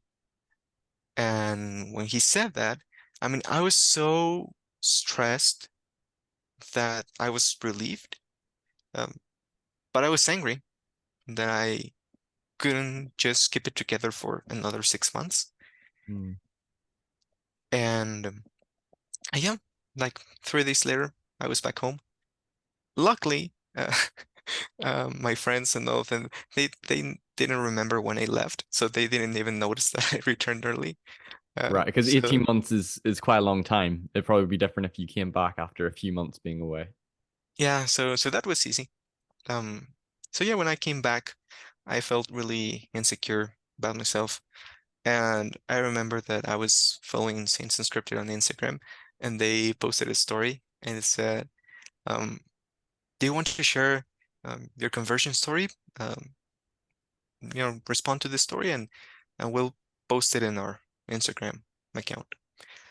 And again, I thought, well, if my story didn't help anyone on the mission, maybe it can help someone here. So I just shared a condensed version of the story, and they said, "Cool. Now, could you just, we're getting it ready for publication. Could you just let us know the happy ending? Could you just tell us where everything's okay and how you're happy now?" And I thought, uh, I can't say that. I don't really feel truly happy at the moment. Mm. Um, and yeah, I think they didn't publish it. That's And the hard so thing because you always want people's stories to finish on the happy ending, similar to what we see in movies or books, the how they overcame it and how they're happy now. But that's not always yeah, where people are at in their life in the moment. yeah. And so, long story short, I met my wife, we dated, we got engaged, and the engagement period was really one of the worst experiences in my life. Oh, Everything was going wrong. My in-laws, the plans, it oh, was pretty bad. So that just made everything worse. And even my yeah, that adds a lot of psychiatrist, stress. yes, and then my psychiatrist said, "You are getting really depressed. Are you okay?" So yeah, that happened. We got married, And, I felt like a little traumatized after that experience. I was, I just felt so tired from, porn addiction, anxiety, my fear of eternity, faith crisis, mission anxiety, and then all of this anxiety. I was like, oh my goodness, God, could you let me have a break? Yeah. Uh, and I was, while I was doing that, I just sought to be more spiritual connected to God with my wife. And, it came a time that I just felt safe and I felt secure in my testimony. And I felt something close to what I felt when I chose to believe, which is, yes, you don't have all the answers. And yes, I can't really give them to you right now, but hold on. And Right. I didn't really like that answer, but It's kind of almost as like a trust in me, don't throw in the towel sort of thing. Just stay with it. And it didn't resolve all the doubts or intellectual questions you had. yes. And I said, well, I trust in you the best. I guess I'll trust you now. And yeah, my life has been pretty much that. It's a work in progress. Every single day I need to focus. I need my wife's help, God's help. And I realized, at the time that going too deep, like I wasn't like, I don't know if mentally, but I wasn't really able anymore to go in the rabbit hole of criticisms Mm. because if I already feel bad, I don't need anything extra that adds on to that. Um, so That's something I've been sort of more consciously aware of as I've been researching and exploring more deeply into things. I have to make sure that I'm in a good mental state, that I'm not feeling stressed or depressed or annoyed, but that I'm feeling just very calm. And I find that's a better mindset to be in when researching and when exploring. It's not always the best state when emotions are high or there's stress or problems in your life. yes, yes, and one last thing, it was that um something happened recently that um, all of a sudden we were telling pretty much everyone how my wife and I met and how we got engaged. And while I was telling the story, I did it once to my friends by myself. I did it once to my friends with my wife, and I did it once to my wife's friends, and once to my wife's friends with my brother-in-law there. And when I got engaged to my wife was a really special and intimate moment. And I realized that I couldn't really tell everyone the same details. Right. And I began to, if my brother-in-law is there, we got engaged in secret, and we didn't tell them until like 3, 4 months later because they were really against it. Um, so I didn't feel comfortable saying, yeah, we got engaged in secret. So I didn't mention that part. I just said that I felt it was right. And, she was on my mission. She was in Tijuana with me. And I don't really know when I started to have a crush on her. So sometimes I say that when she left, sometimes I say at the moment I saw her when I came back. And when I was changing the story, I was thinking, huh, just like Joseph. And, when I read that people said that, oh, maybe he was just changing the story for different audiences, I thought, I never changed my story for different audiences. I like to keep my facts straight. Mm. Um, but now, like 5 years later, 6 years later, I think, oh, that does happen, especially with intimate experiences. So I realized, I found an answer that works for me Mm. regarding the different First Vision accounts 6 years later. So that was when I thought, okay, so if I'm patient, things will get better. both for my questions and both for my mental health. So I thought I can wait. I can be patient. So that's basically my story. I plan on interviewing people. I see that there's a need for this type of content in Spanish. So I plan on Oh. doing it. I'm still in the planning stages. So you But think I of starting want, maybe your own channel or podcast and doing a Spanish version? I think that'd be an amazing thing. yeah. My wife will probably listen. She doesn't listen to me, but she might listen to that. Perfect. So yeah, that's my story. It's a ongoing faith journey.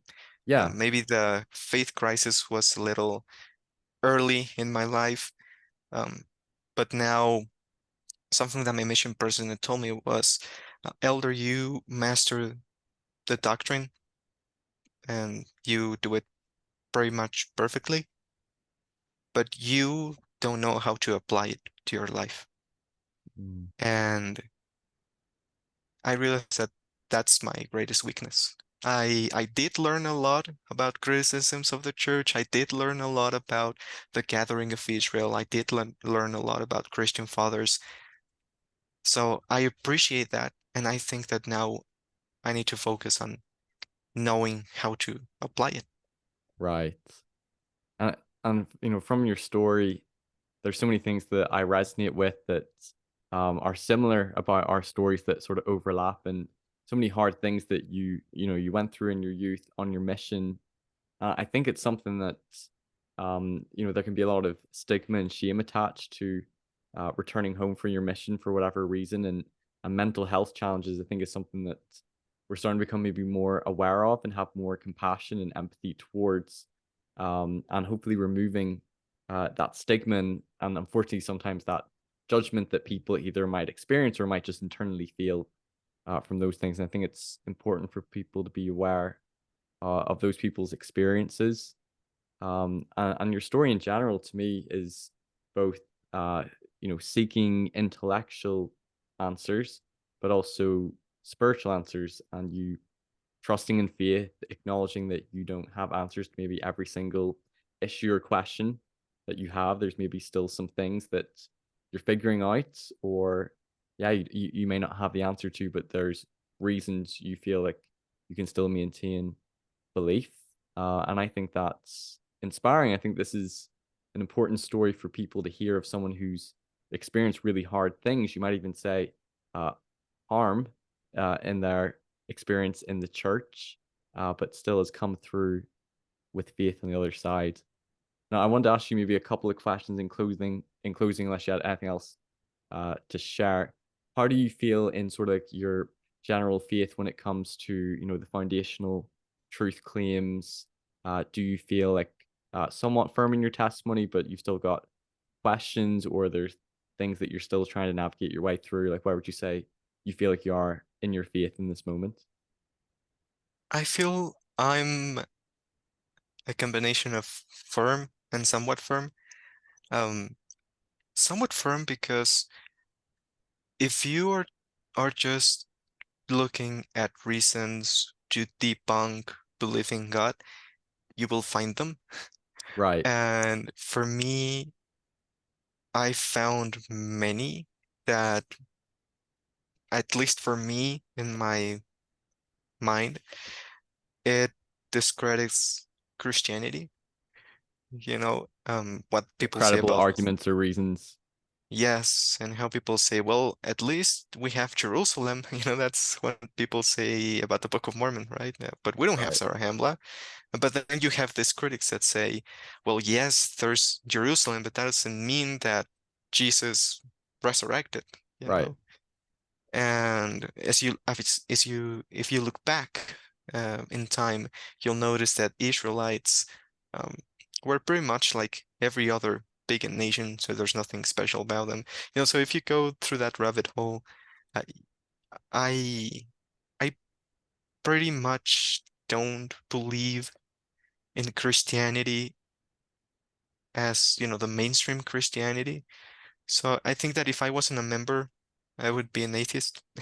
Right. Uh, So that's why I say somewhat firm, because um, if God exists, for me, it makes sense that he's, uh, you know, heading the Church of Jesus Christ of Latter-day Saints. But if the church isn't true, for me, the other option would be not believing in God, since the Right, other options don't really make that much sense to me anymore. Um, but I'd say firm because I do believe in the church. Sometimes when people come out of faith crisis, they can be more cautious and with prophets' teachings and policies. And I think that sometimes some people can become a bit too critical. Um, and it comes to a point where they, I mean, nothing ever is enough. Like they stay in the church, but they will always criticize what President Oak says or what happened with Ensign Peak recently. You know, um, part of me still wanted to be aware of everything, so nothing caught me off guard.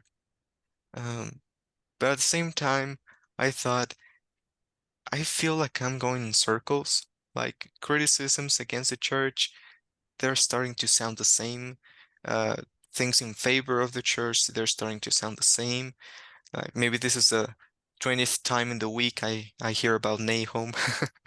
Uh, and I thought, um, I think I'm good to go. I didn't stop looking at it, but I stopped intensively looking at it, right. at all research. Um, so, well, I am still open and I still try to be fair. I, in my personal life, I tend to be more like true believing Mormon, as they call it. Right. Uh, so I'm firm in believing that church leaders are called of God, and that church presidents from Joseph to President Nelson are prophets. I do believe that the Book of Mormon is a translated record. So Right. I think that my faith is strong. But like you said, after a faith crisis, you see things differently. You become much more skeptical. Yeah. So yes, There's that more that part of nuance and me, more complexity and messiness you see in, church history, and it sounds like you have more of a thoughtful, informed faith. And while your faith is still firm, there's also you're an open-minded person. There's a little bit more, sounds like, epistemic humility as well in your beliefs. That doesn't mean it's any less weak. yes, yeah. So I do have that mindset, but I I still believe strongly in the church. And what would you say to a listener who's maybe a little bit skeptical and thinks that, you're just doubting your doubts before you doubt your faith, and you're ignoring a lot of these issues that might call into question the church's truth claims, and you're going more with your faith promoting experiences, or, emotion, or you're following that heart over mind? What would be your response to someone who thought that? Well, for people who are going through faith crisis, I think I'd say be patient.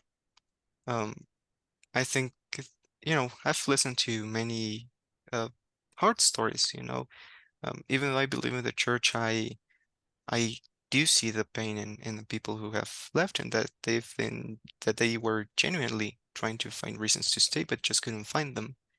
Yeah, So I don't mean to minimize their experiences at all. But in my experience, waiting sometimes means more than a year. Sometimes it takes years. And I'm not saying if you have questions, stay in the church for another 10 years and then consider it again. Because yeah, that's not fair either. But if you want to understand both sides, you need time to process the information and and again make sure that that you're in a good state mentally and Mm, physically, that really affects how you take the information you learn. And as for if staying in the church means doing, like I said, mental gymnastics, um, I'd say that faith is a choice, and we will always have reasons to believe and not to believe. So if we choose to leave, we we're still having faith, mm, that we made the right choice. If we choose to stay, we still have faith that we made the right choice. So, for example, people who leave and when they ask them, and what about the spiritual experiences that you told us about? Um, they can say, well, I thought about it and I never felt anything. It was just brainwashing. And for people who stay in the church, but what about your questions? You can say, well, I received a firm testimony and I chose to believe. I know it's not a very direct comparison, mm. uh, but just to show that in both cases, you need to account for other things. Right. There's a Um, shelf for unresolved questions. Either way, if you stay in the church, you might have some things in your shelf, some questions, some issues. But it could be the same if you leave the church. There could be some faithful evidence that, well, how do you account for that? Or how do you account for these spiritual experiences supporting it being true? And uh, it seems like either way, there's faith and doubts on both sides. yes, and I think that if someone is going to stay in the church, even after facing these issues, I do think that they don't need to throw it all away and just believe. I don't think that if you learn about the Book of Abraham, you just need to say, well, I believe the Book of Mormon is true, so I don't care about that. Yeah, bury your head in the sand, just ignore it. Yeah, I think that if you choose to believe even after knowing all of that, then you need to, have a personal reason other than just because. So yeah, I don't believe in blind faith, Right. but I do believe in faith. Kind of reminds me of the gospel analogy that I heard of Jared Halverson. I did a recent video on it that we can grow up with a very simplistic faith and view of the church, the gospel, church history in a very perfect, just beautiful way. No problems, no messiness, almost like we're in the Garden of Eden and everything's just paradise. And then the forbidden fruit, which Adam and Eve were told not to partake of the knowledge of good and evil, and almost comparing that to critical material, we're told to avoid. And then when you partake of it, you see sometimes the good and the bad, the messiness, and your eyes are opened, and you don't see the church or church history, prophet scripture quite in the same simplistic, perfect way you did an Eden. You go through this fall or a faith crisis, and for many, they totally leave the church and come to different conclusions. But for some, there can be that reconciliation after the fall and being in the lone, dreary world and feeling separated from God. There can be that reconciliation in faith through the atonement. Can overcome the fall, and it can be the same in our faith crisis, that there can be a reconciliation of faith and doubt and nuancing, being more thoughtful uh, in navigating through the reasons to believe and some of the messy things as well. And do you have any final last words to anyone who's in a faith crisis, anyone who is thinking about, leaving the church or throwing in the towel? I imagine that you don't want to tell them, you must come to the same conclusions or make the same decision as me, but someone who's maybe really struggling and is still open to God or the divine or wanting to stay in the church, do you have any final thoughts that you would say to that person?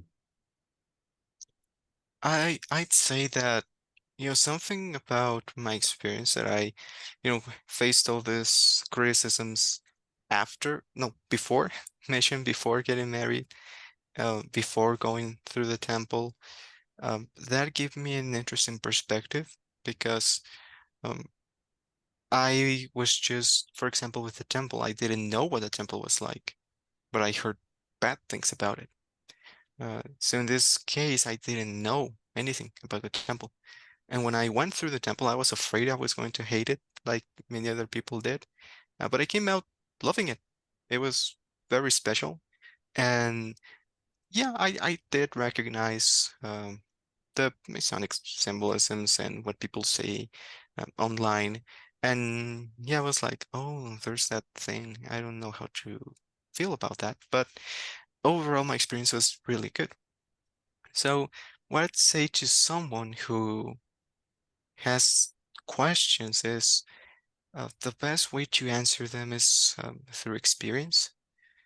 And and yeah, seek experiences, answers like textual answers or answers that come from videos.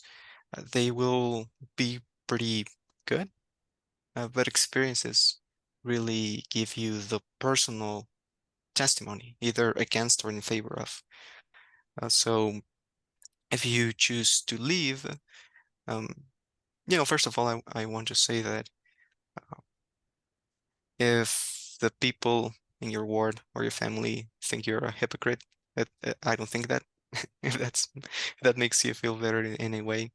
Um, and if you are choosing to stay, or you don't know, but you want to stay, then I'd say seek the experiences and you will reach to your own conclusions, but it is better to reach to your conclusions by experience rather by than just answers. Right. I love that as you talk about the things I took away is to be patient, to be slow in your research, try to be balanced, try to look at both sides, to look for intellectual answers. Like that's part of it. Do your research, but also being open to the divine and have your own lived experiences as well, and come to your own conclusions, and not necessarily what other people are telling you. So I think I think that's a great message, and I've just love this opportunity to hear your story, your faith journey, all the hard things that you've gone through, but then how you've been able to overcome it in some way, come out stronger. And although you feel like maybe you didn't reach any people on your mission, I'm sure there's going to be individuals here who are listening who will be touched or inspired, or something from your story will help them. I know it's helped me. And best of luck when you start your podcast. Whenever that happens, you have to let me know, and I'll have to promote it so people can check it out. But it's been great having you on, Gustavo. Thank you, and thank you for having me. Okay. And listeners, if you've enjoyed this episode, please give it a thumbs up, like, share, and subscribe to my channel, Mormonism with the Murph. If you've enjoyed this interview, and if you would like to see more interviews with people talking about their stories and faith journeys, comment as well, because I want to try to produce a variety of content, not just focusing on truth claims, church history topics. I will keep doing that as well, talking to both critics and apologists and scholars on different topics. But if you enjoyed this, please comment underneath, and I'll see you all next time on Mormonism with the Murph. Take care. Bye-bye. Thanks everyone for watching this episode. If you've enjoyed it, please give it a like, share it with others who might benefit, and don't forget to subscribe so you don't miss any future content. You can also listen to these episodes on podcast form on Anchor or Spotify, and you can follow me on Facebook, Instagram, and TikTok. Check out my website for more content, personal blog, and more. And if you care to donate to support me, you can via my PayPal or Patreon, or through the website. And you can also give donations via YouTube through Super Chats. Thanks for watching Mormonism with the Murph. Take care. Bye-bye.